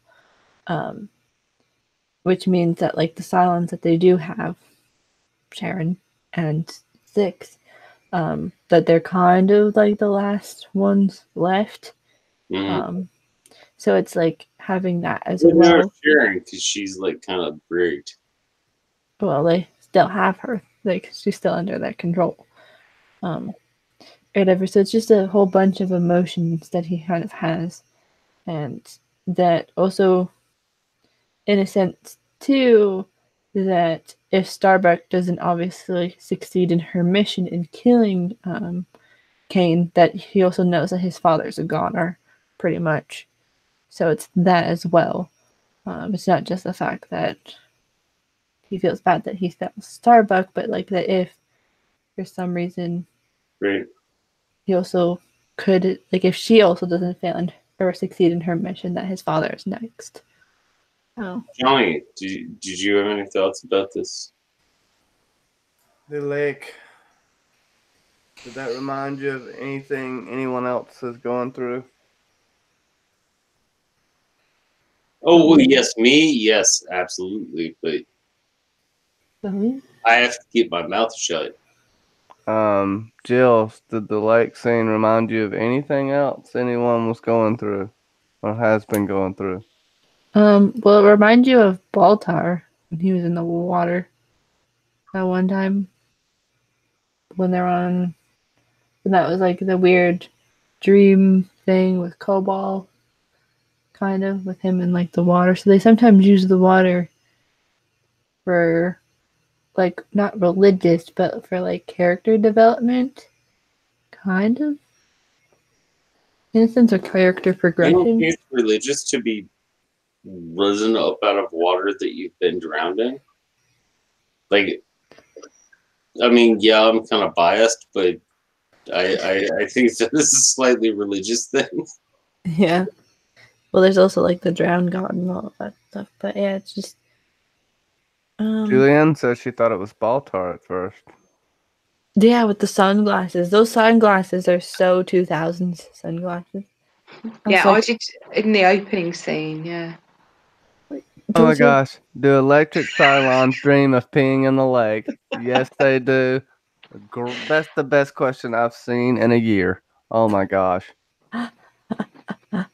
Hashtag Blade Runner. Hashtag do electric sheep. Hashtag sheep. That's just a great book. Great movie. So the Centurion models, do they pee? I would hope that they pee on certain people. What? Like, just as a basic fuck you. Everyone just be quiet for like 15 minutes and make it really awkward. Hey, Lady Laura Dane. Hey, lady. That made it even awkwarder. So, hey, Lady Laura. Who do they pee on? Well, I don't know. I feel like Hilo and Tyrell got peed on a little bit, but we could talk about that later. John's host. Okay, you are the one with the jail prison sex fantasies. I'm just saying that You're projecting like a mofo, man. You're so projecting John. with me. Like he's on Jeez. somebody who like fucks with them. I think What? John's so mad about hashtag enter my body that he can't stop. No, he No just kink wants to shaming, continue. guys. No kink shaming. No kink shaming. Hey, I'm a proud Some gimp. whips. And then there's the whips and all that. I like latex Johnny beats me. and zippers. Johnny beats me. I genuinely do let's like see. latex. Hey, there's nothing wrong with that. We're getting weird here, though. Yeah. It's all good. We're We are veering weird off folks. course. Let's see. Blah blah blah. Adama watches those vipers, y'all. Yeah, they launched their Look, vipers. you got Gator reporting. Gator? Gator. Yeah. Gator. And, I told you I'd be drunk after another beer. I get it, Amy. Yeah, it's Gator. No, but Johnny said gator, like the alligator. Well, I got some gator tail. Anyways, Gator tail. Amy, is there anything else before the Baltar scene that you noticed? If not, it's okay because we can cover stuff in the podcast if we need to. No, because that's the lake in his suit and everything is right before that scene. Okay. Before we see him back in the lake. Yeah. And then he gets revived. Getting back to the last episode. Have they said the name of that copy yet, John? What copy? Of 6. Oh, Have they said the name? Who 6's name is? I got the name, but I can't remember if they said it this episode.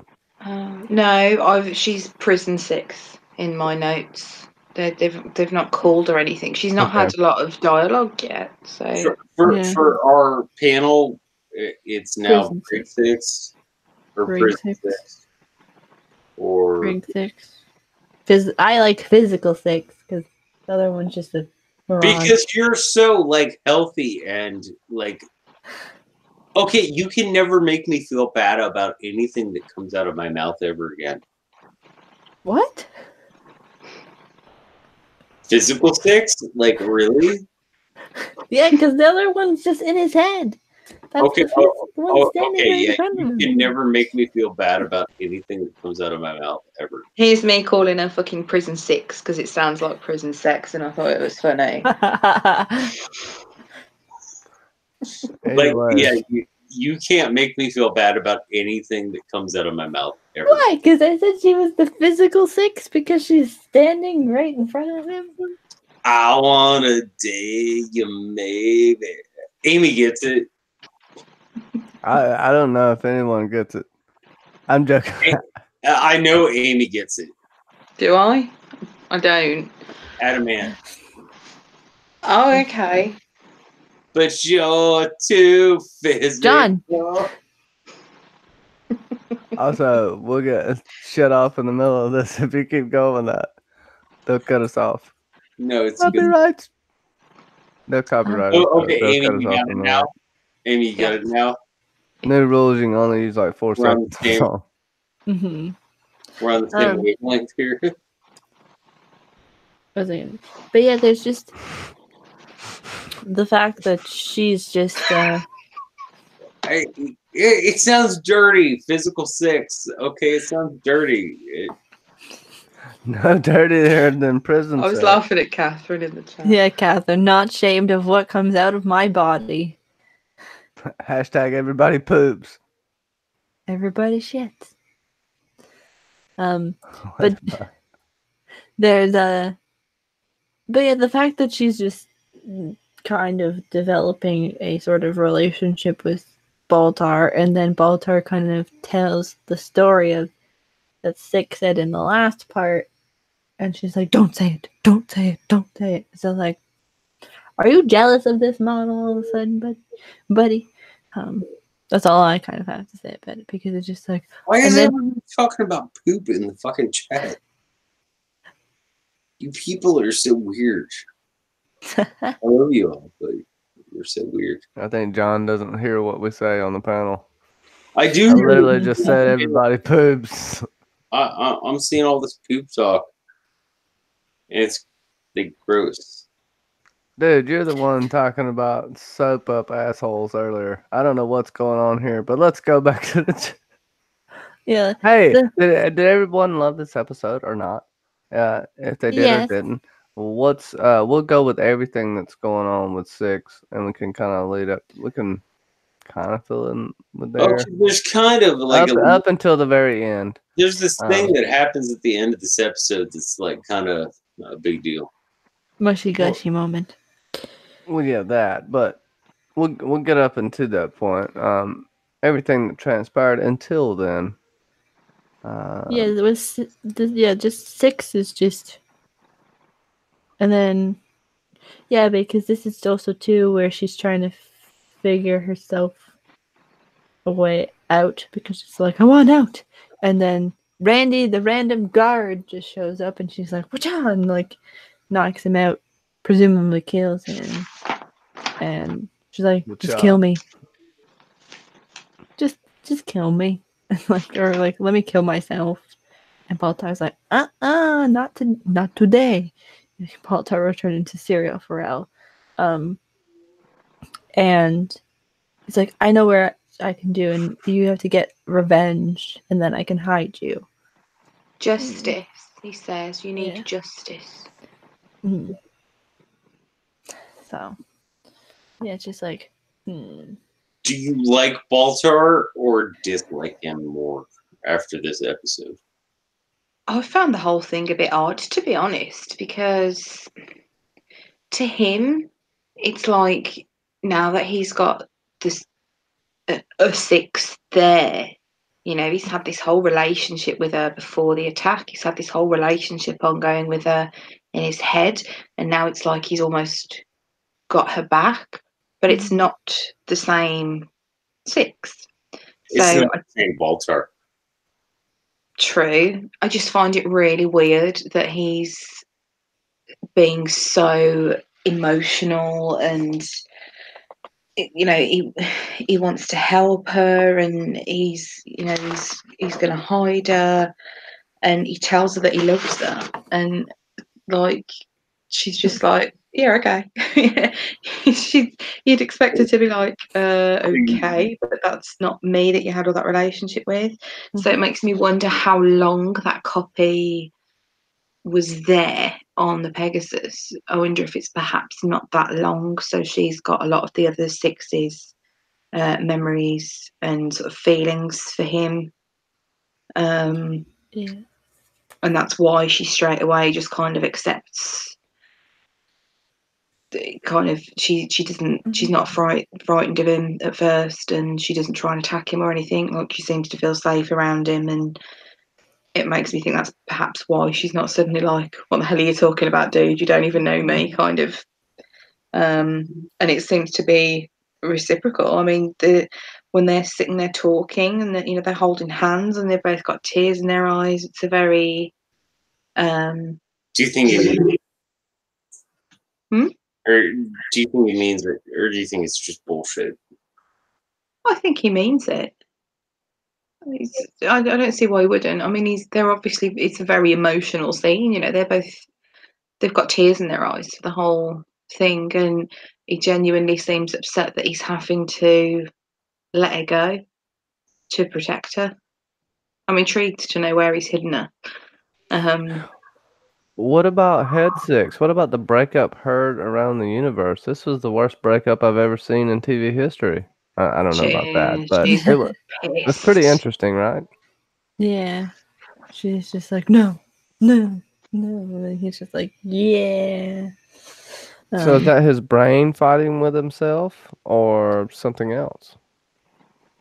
It could be almost like the starting of the process of letting her go, like just in case she does kill herself or something, because of the fact that they know that this is like kind of his last, not necessarily like opportunity, but this is her like the last like physical form of Six that's like left, because of the explosion of the resurrection ship.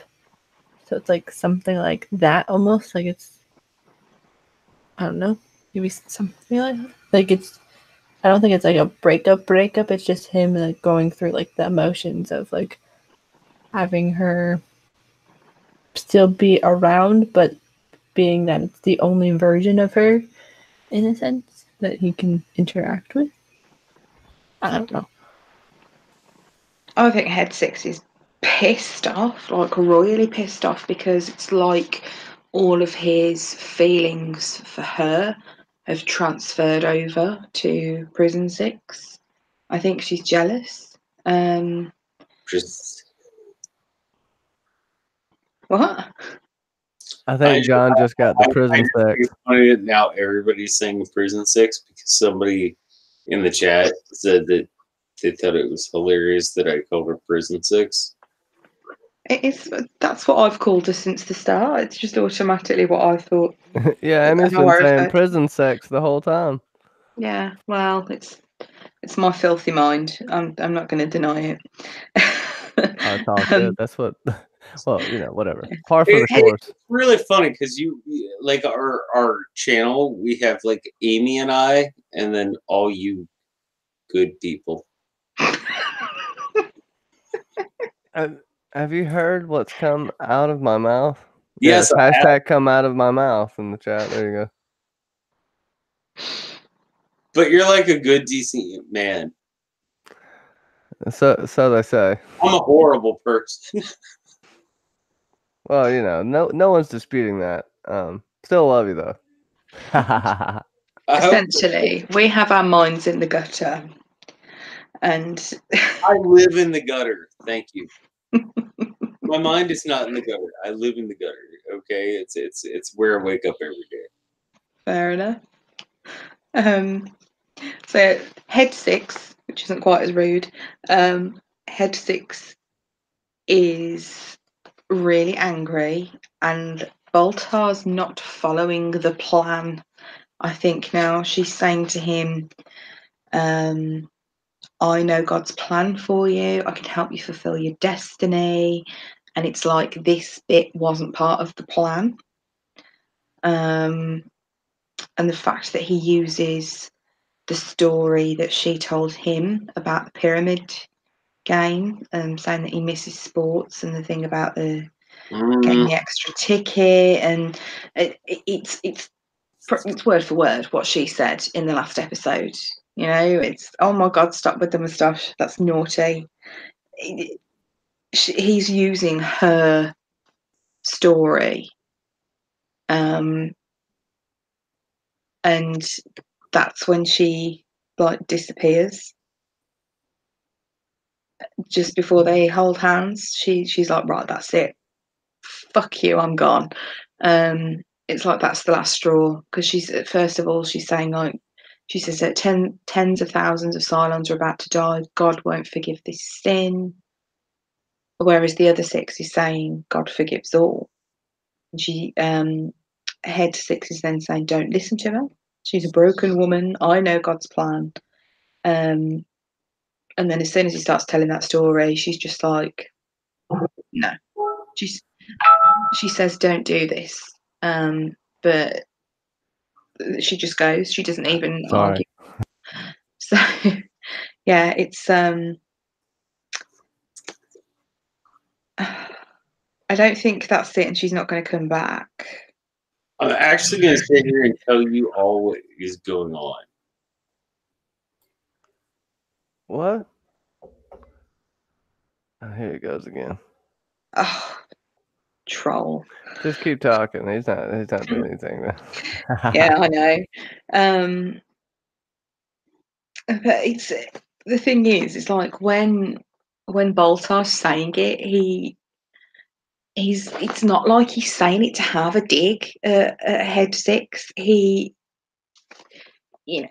so emotional when he says it, and sincere almost. He's got tears in his eyes, and they're holding hands. And when Head Six was saying it in the previous episode, it sounded like something she was just saying to flirt with him.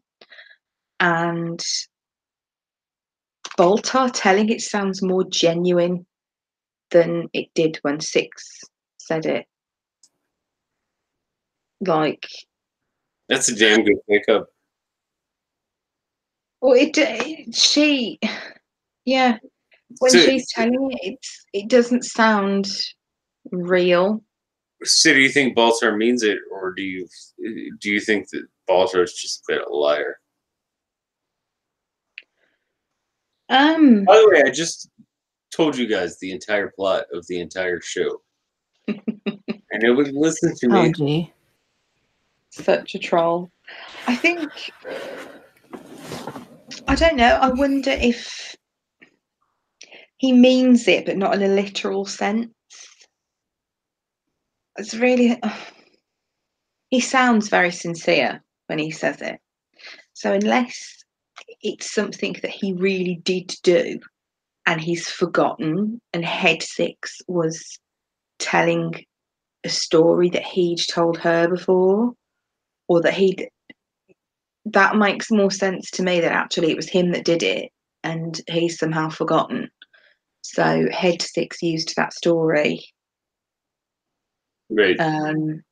because he would find it endearing. And then it's like something's made him remember that it was him, or he doesn't realise that he's retelling something that she told him. It's very... Oh, is your head a little fucked right now? Yes. Like a wee bit? More than a bit. Yeah, it's just such a... And like, Prison Six just sits there and says, "Oh, it's beautiful." Not, "What the fuck are you talking about, you creepy weirdo?"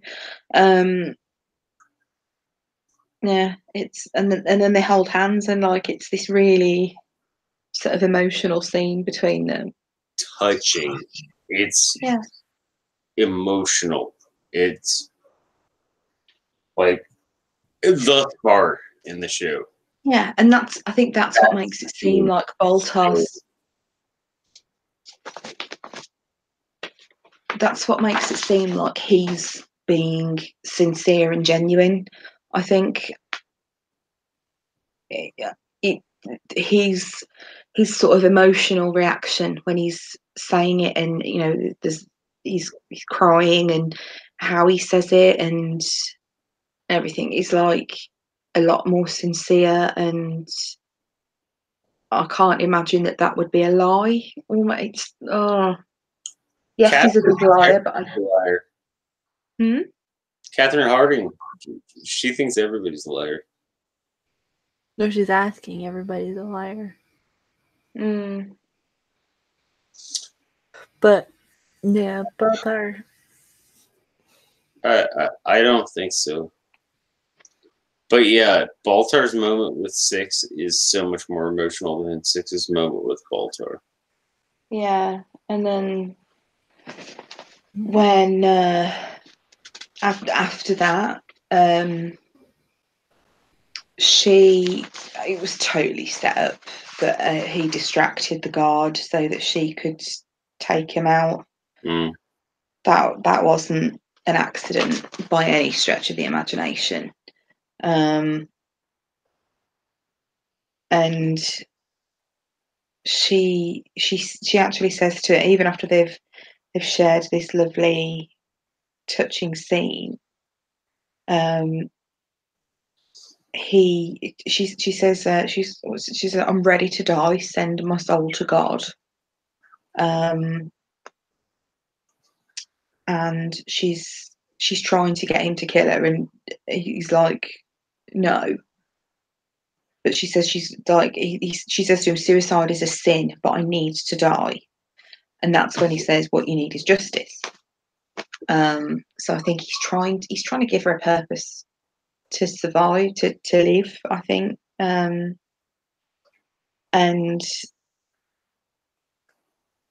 it's, again, kind of shows how the Cylon religion is kind of similar to Christianity, and that, like, they're saying that suicide is a sin.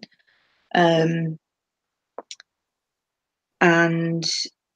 well, not necessarily Christianity, but Mohammedan religions. yeah, that's what my mind goes to first, is saying there's something. Judaism. Because I mean, we're all, it all grows from the same tree. Mm-hmm. And then he says, I have a place where you can stay, where you'll be safe, and I can look after you. And when she asks him why, he says, because I love you. And she doesn't freak out. She touches his face like a sweet little goodbye, and then off she goes with the gun, and then he just starts sobbing. It's, again, even though Head 6. Do you think he loves Head 6? No. Do you think he loves her? Yes, I believe him. I don't think he was just saying it. I think the feelings that he did have or thought he had for Head 6 have kind of transferred onto her, maybe. Now that she's physically there, and she's not trying to mess with his head either. She's not playing games with him or coming out with cryptic bullshit that he doesn't quite get. And may I throw a hypothetical question out there? What if Head 6 is not lying? What if she is an angel of God?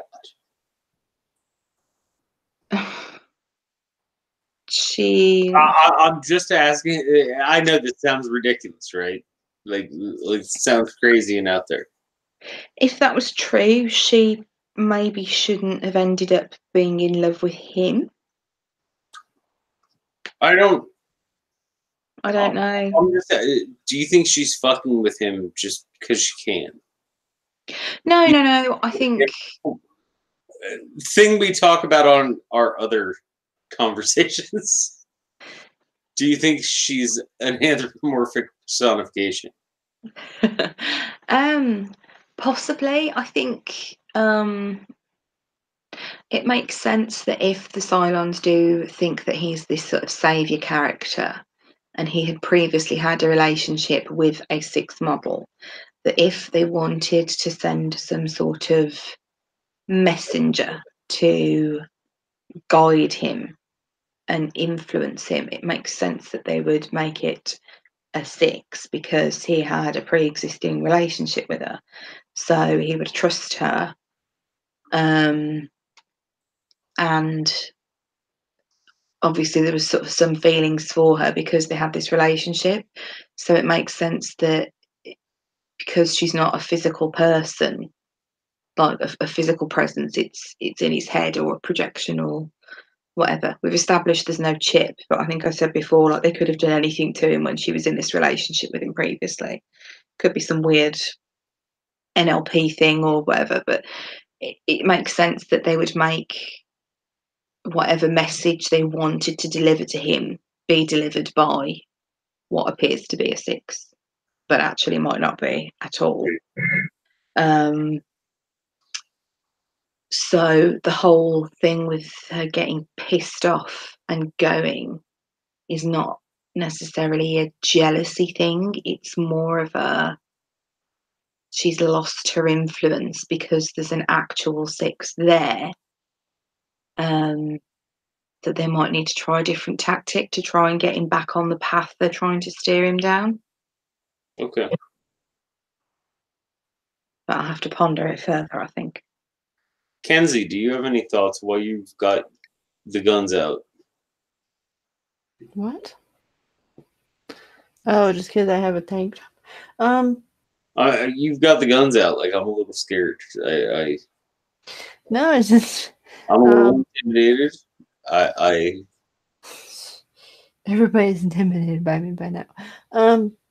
Yeah. Well, yeah, like I mean, you got some guns going on. You're like, I don't know. It's just this is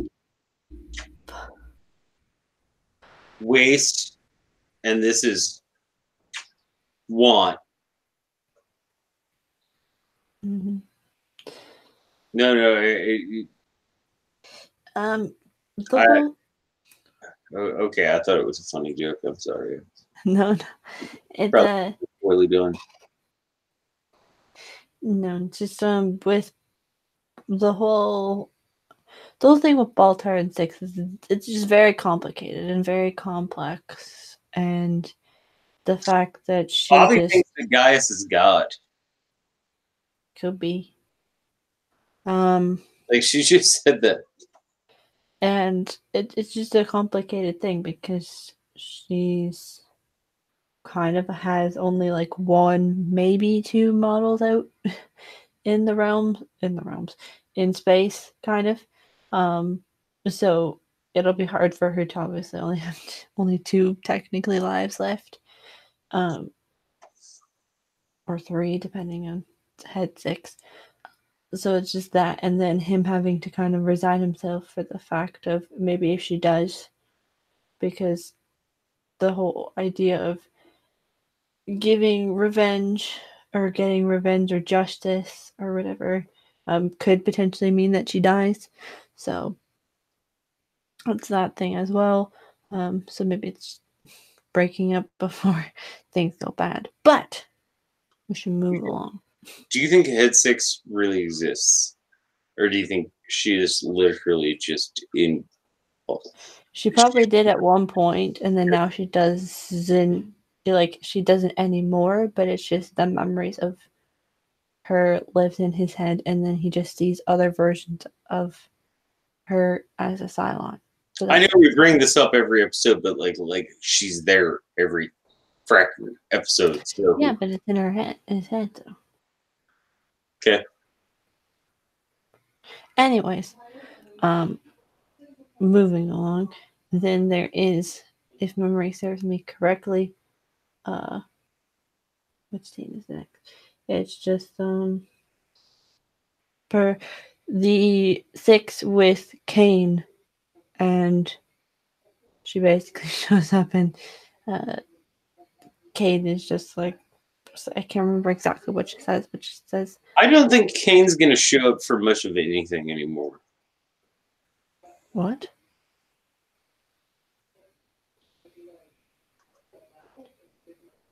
You did watch the episode. Yes. Yeah, I don't think Kane's gonna show up for much of anything anymore. No, I know. But I'm just saying that it's anyway. Dum dum dum bum bum bum bum bum bum bum bum bum.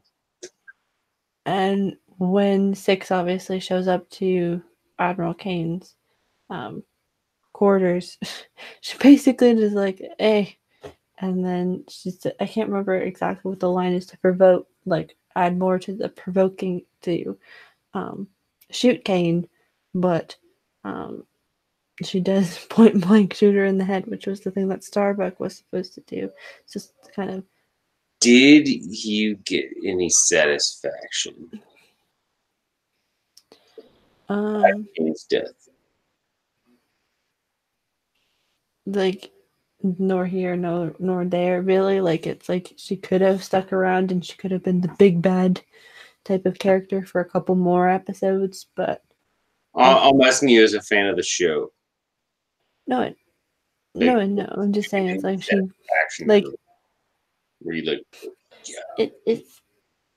It's kind of nor here nor there. Like, she could have been on the show for much longer, and it would have been like not like the dynamic would have continued, and that would have been the big thing that they're dealing with this half of the season, is that sort of relationship dynamic. Mm-hmm. But in the end, it's like, oh, she's dead. Well, it's not really going to matter too much because they're just all like, this is what happened. This is how she's died. And then it's just like, all right. Like, it doesn't negatively or, like, it doesn't really matter to me anyway. What do you think is going to happen with this huge hole in the command infrastructure?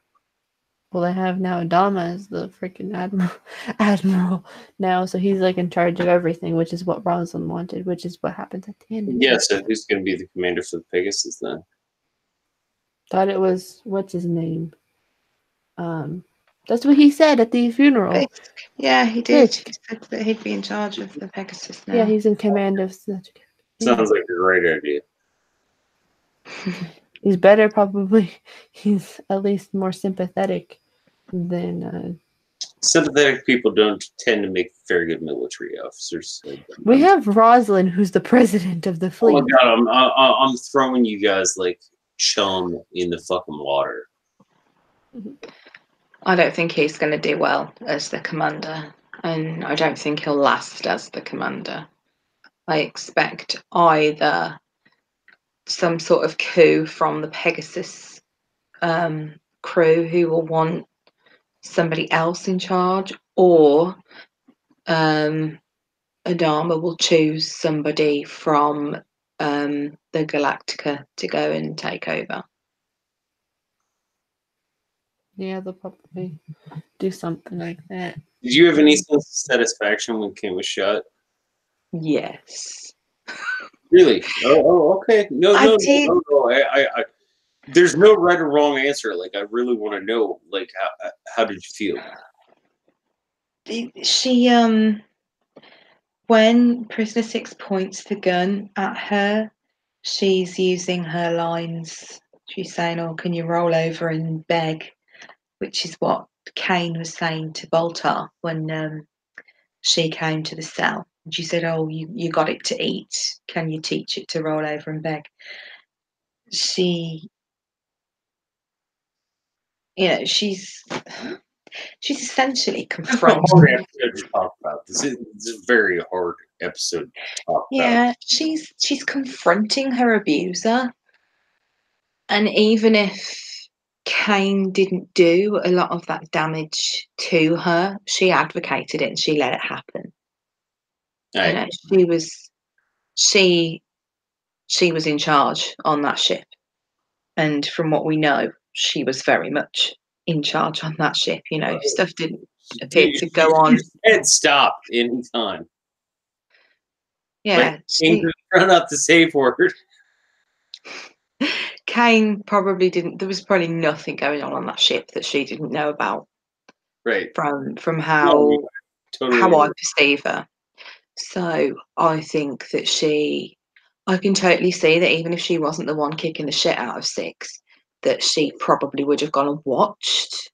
She would definitely have been an observer. She would want to see what they'd tried to do to get information out of her or whatever. The fact that she said that this thing had been on their ship and eating their food and stuff, I imagine she would have interrogated her more than once. You know, she's probably done some pretty awful things to her herself, and she's allowed the other awful things to happen. So I can totally sympathise with why she wanted to kill her. Because what do you think what Starbucks said at her wake? Do you at least somewhat? She kind of. I'm not saying do you agree. I'm just saying do you at least somewhat? She had a point. Understand? Yeah, I understand where she's coming from. She's kind of using some of her words. She's saying that she didn't flinch, and she acted. She didn't sort of hesitate, which is what Kane had been saying to her. And she's kind of comparing how she and her crew act to how the Galactica second guess and worry. And she says that she thinks we were safer with her than we are without. I can see why she thinks that. I don't agree with it though.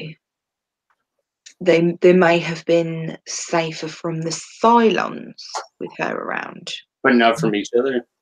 but not from each other. Exactly. She was a danger to them as well, though.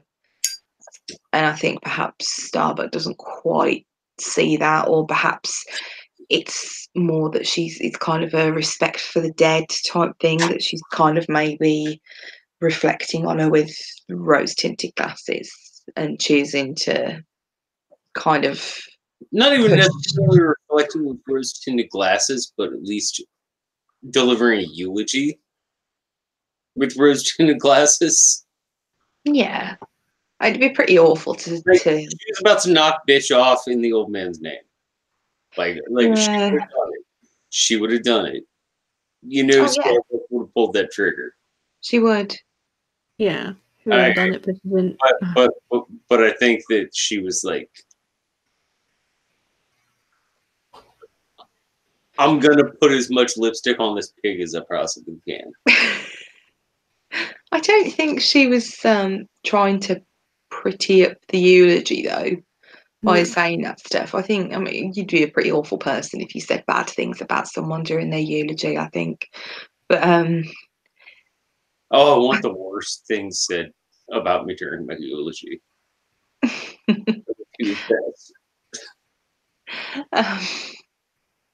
I think Amy, she...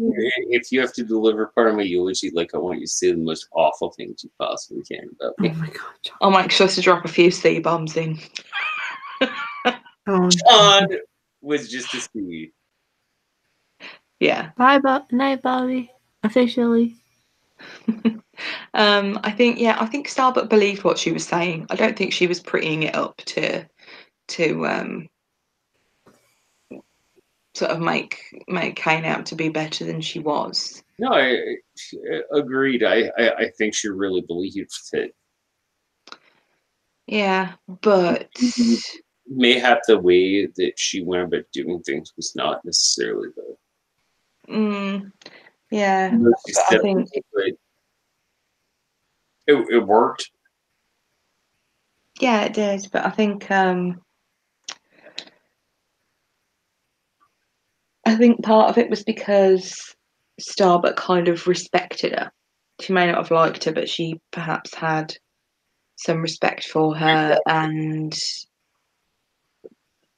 kind of not quite a hero worship type thing, but I think she perhaps aspires to be like her in some ways.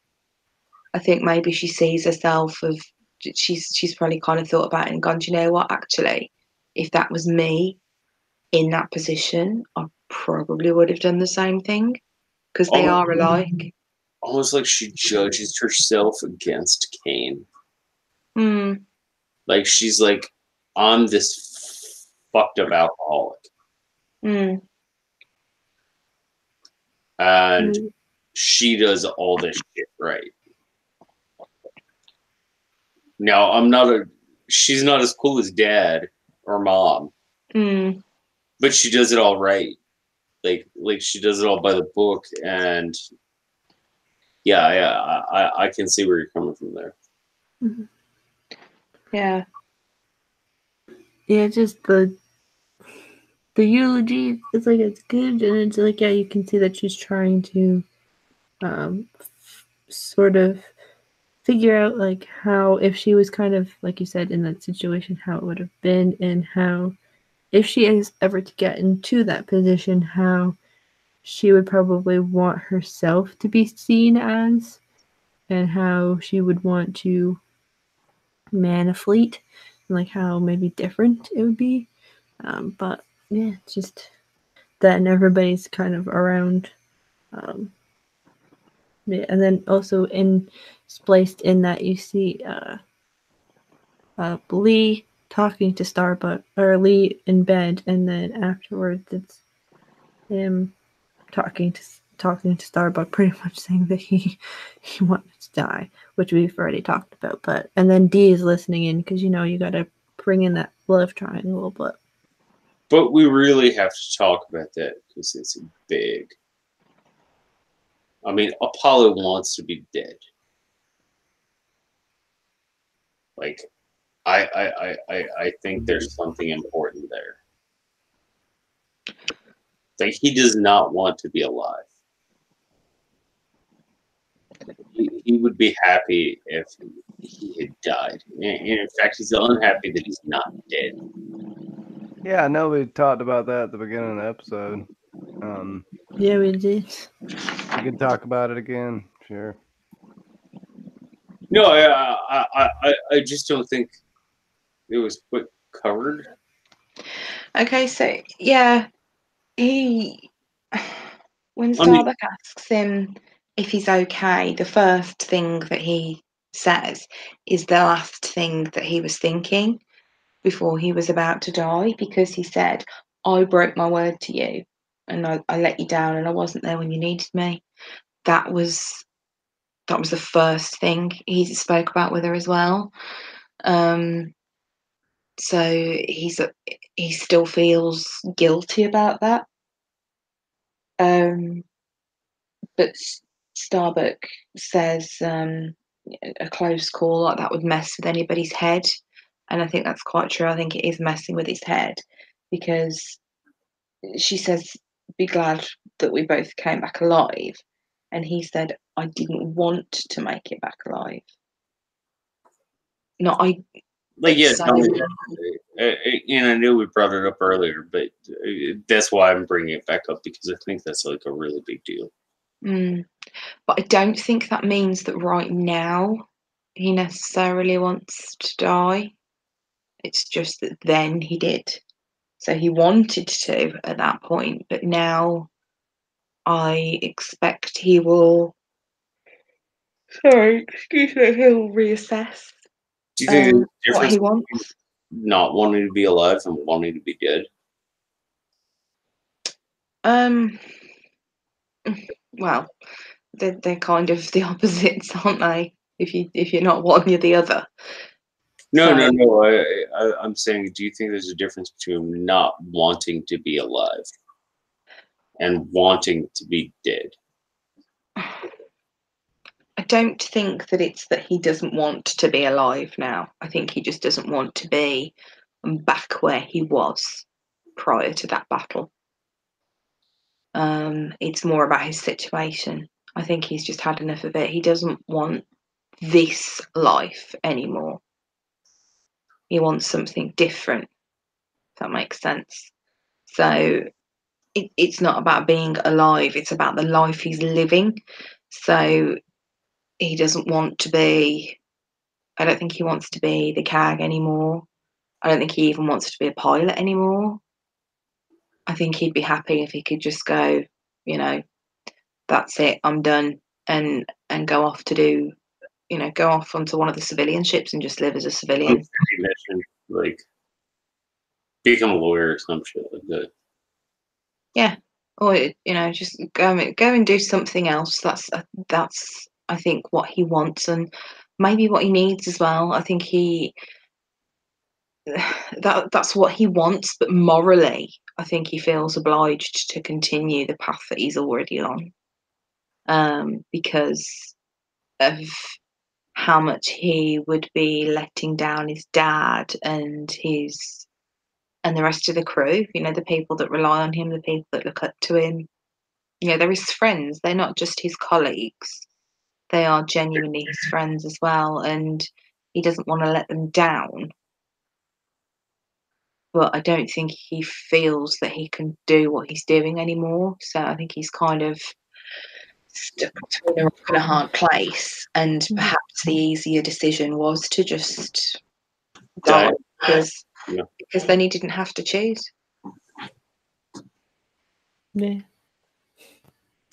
Yeah, it's kind of just hard to say, because obviously it's left on that note of the whole thing, but we'll find out eventually what happens. Oh yeah, things will happen with Fallout. Just throwing that out there. Since he's alive, Of course. I think it might happen to him. Yeah, and then obviously the last scene that we get in this episode is Adama meeting with Rosalind and talking about what had happened, which was the assassination of Admiral Kane. And because of no more Admiral Kane, Adama gets promoted to Admiral. So now he's Admiral Adama, and Let me ask you, Mackenzie, do you still feel like the last episode was filler? a tiny bit, because it's like, yes, I know it's TV, and yes, it's a specific channel that you can't go on for extra hours, like an extra 20 minutes or so, but it just still Or you seems only do 6 episodes that are an hour long and call it feature length.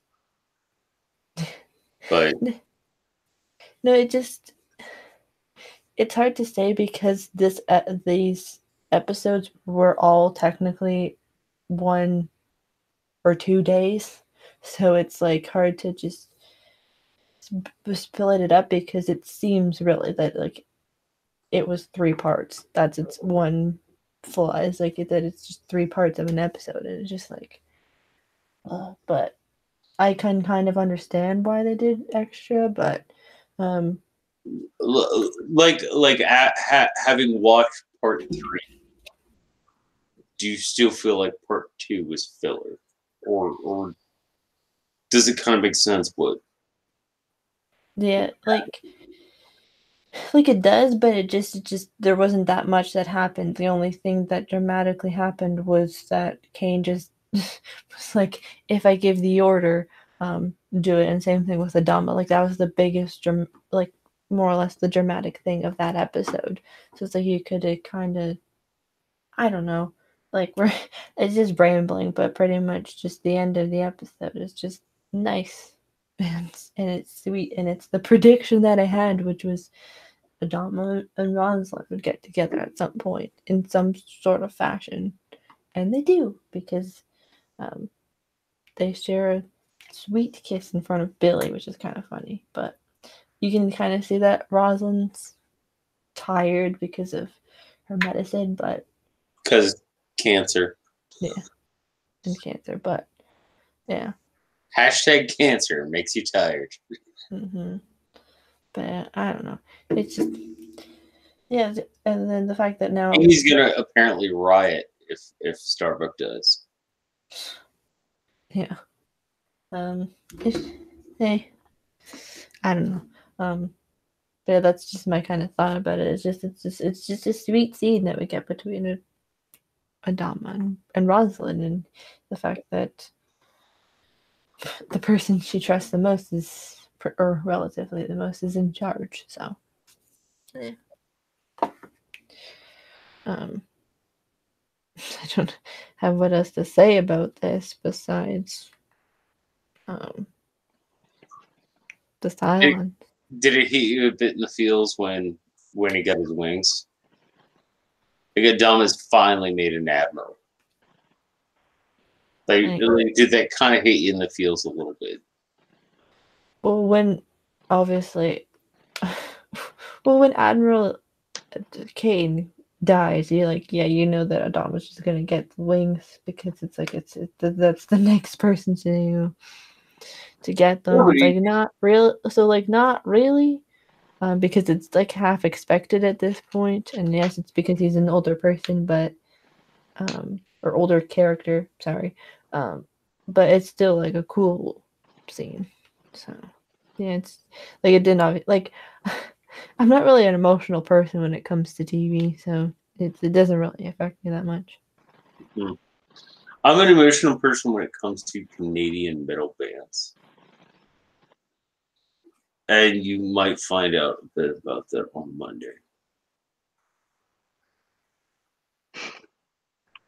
Cryptic. Oh yeah, I'm really cryptic. I thought it was quite sweet that Project N that Johnny's helping me with. Project N is very mysterious, but it kicks ass. Project N is actually like probably the most important thing I've ever done on my channel. exciting.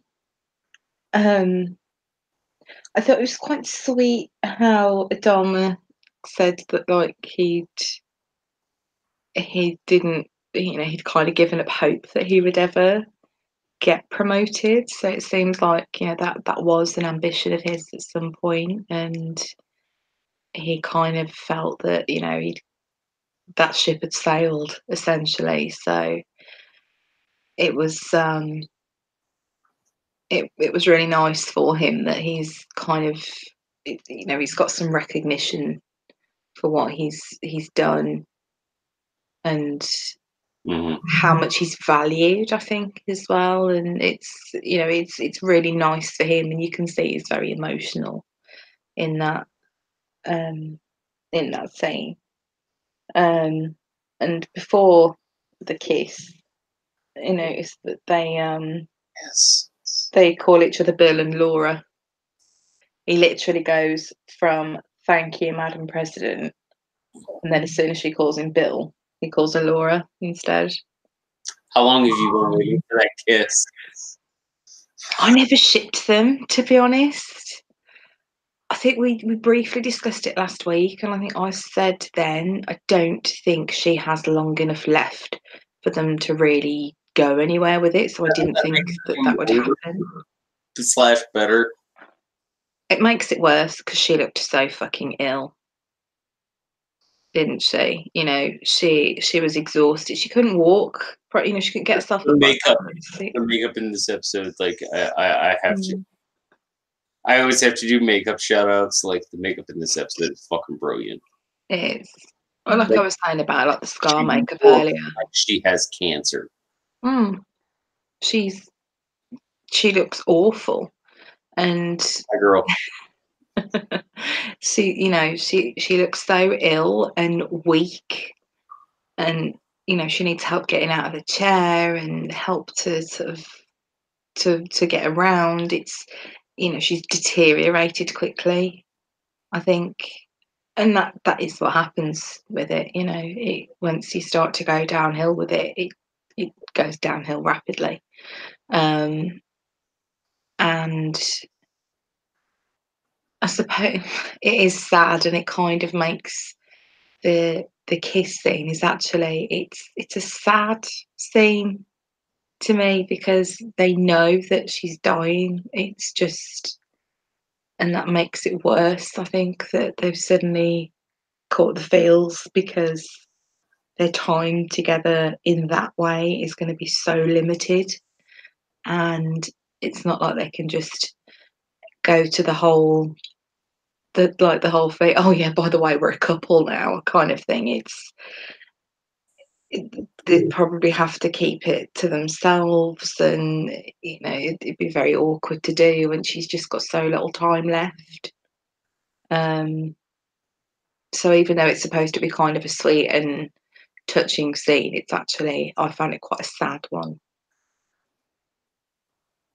Yeah. Agreed.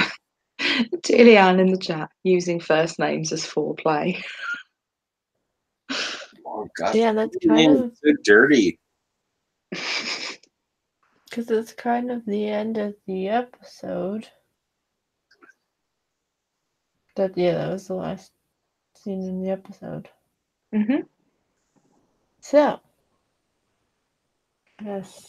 Cylon and ratings, I guess. So. Yeah. What? Who? Kenzie, who are your Cylons for this episode? The Cylons are what the guy from that I said in the last episode. I can't remember. The one that's like the civilian who became an engineer, Leonard, or something like that. Yeah. Then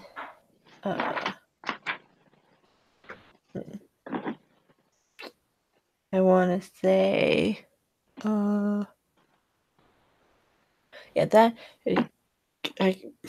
Gata and Tyrell. I don't know. And May I ask you a question? So you very often pick Gata and Tiro. Is there a particular reason why?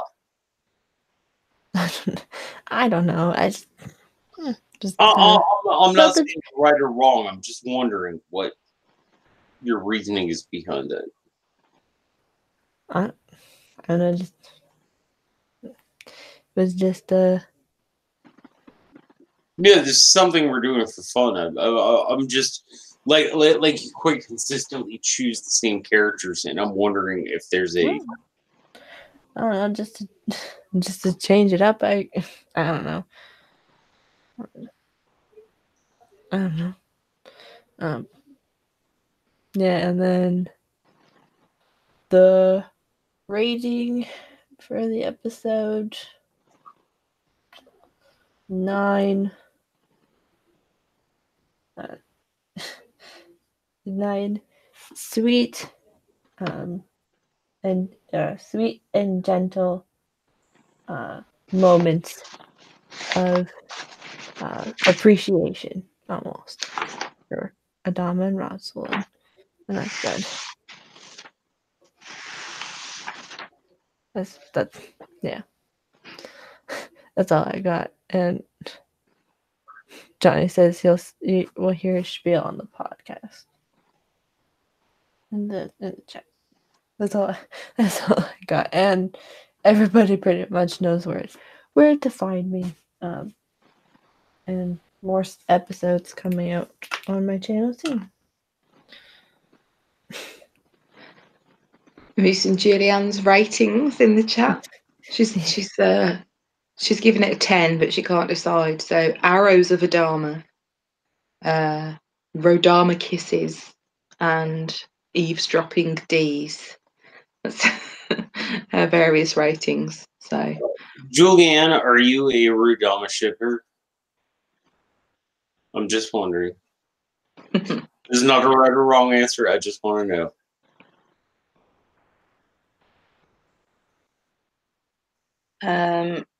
I will give my rating then. I would give this episode 9.8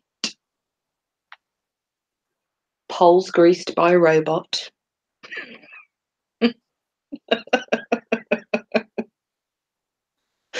It's such an awful vulgar term, but I thought it was so funny. I love that you and I are so wrong and the other two are so right. And like the people in the middle are just not here this week. Because like Clarissa and Bobby tend to clean up my language, and someone has to lower the tone, you know. Yeah, and my Cylons are still the same. Tyrrell, Ellen, and Anders. I can't even remember why I even thought the two guys were Cylons originally, but they've not done anything to change my mind, so I'm sticking to my guns. I think you have a thing against I think you have a thing against guns. I don't. Tyrrell's not really muscular, is he? I don't know. He's got some good forearms. He's kind of like chubby, but he does have some good forearms. Do you know what it is? Sideburns do it for me, hands down. There are no attractive sideburns. I am quite familiar with your infatuation with sideburns. Who maybe triggered that particular infatuation? I've met your husband who looks like a railroad baron.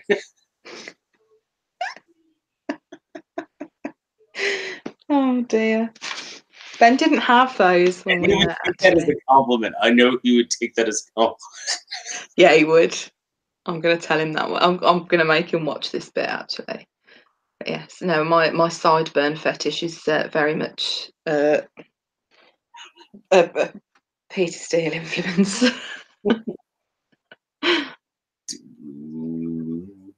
Johnny. And Ben looks like Wolverine. Let's be honest.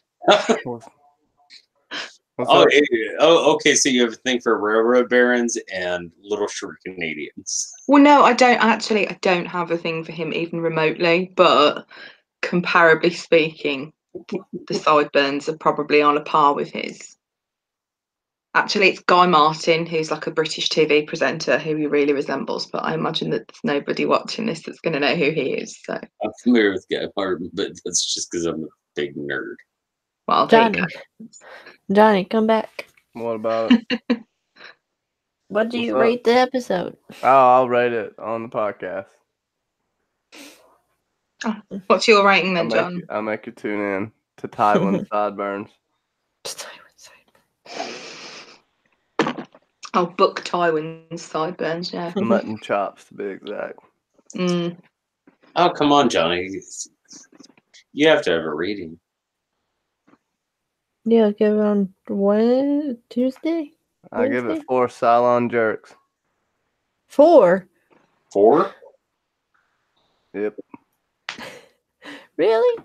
I think that was a reference to the four of us on the panel, maybe, rather than an actual rating. Yeah, that would be me calling myself a jerk as well. Well, That's not it. Like jerks, as in grease pole jerks. Okay. what's Yeah, your John, rating, John? You've been quite silent this entire episode. He's commented in the little chat. Yeah, I know. We'll talk about it afterwards. Okay. But what's your rating for this episode? 4 Cylon jerks?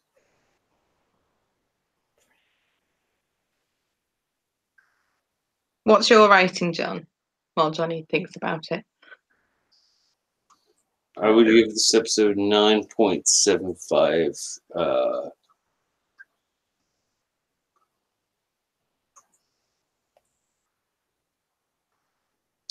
9.75 spits. What? Never mind. They were exchanging saliva. Do you remember that from the earlier episodes when we were talking about the spit? Yeah. 9.75 spits on another person. And my Cylon predictions are not going to be discussed. Mm-hmm. Take us out. So say we all. So we will. So there we are.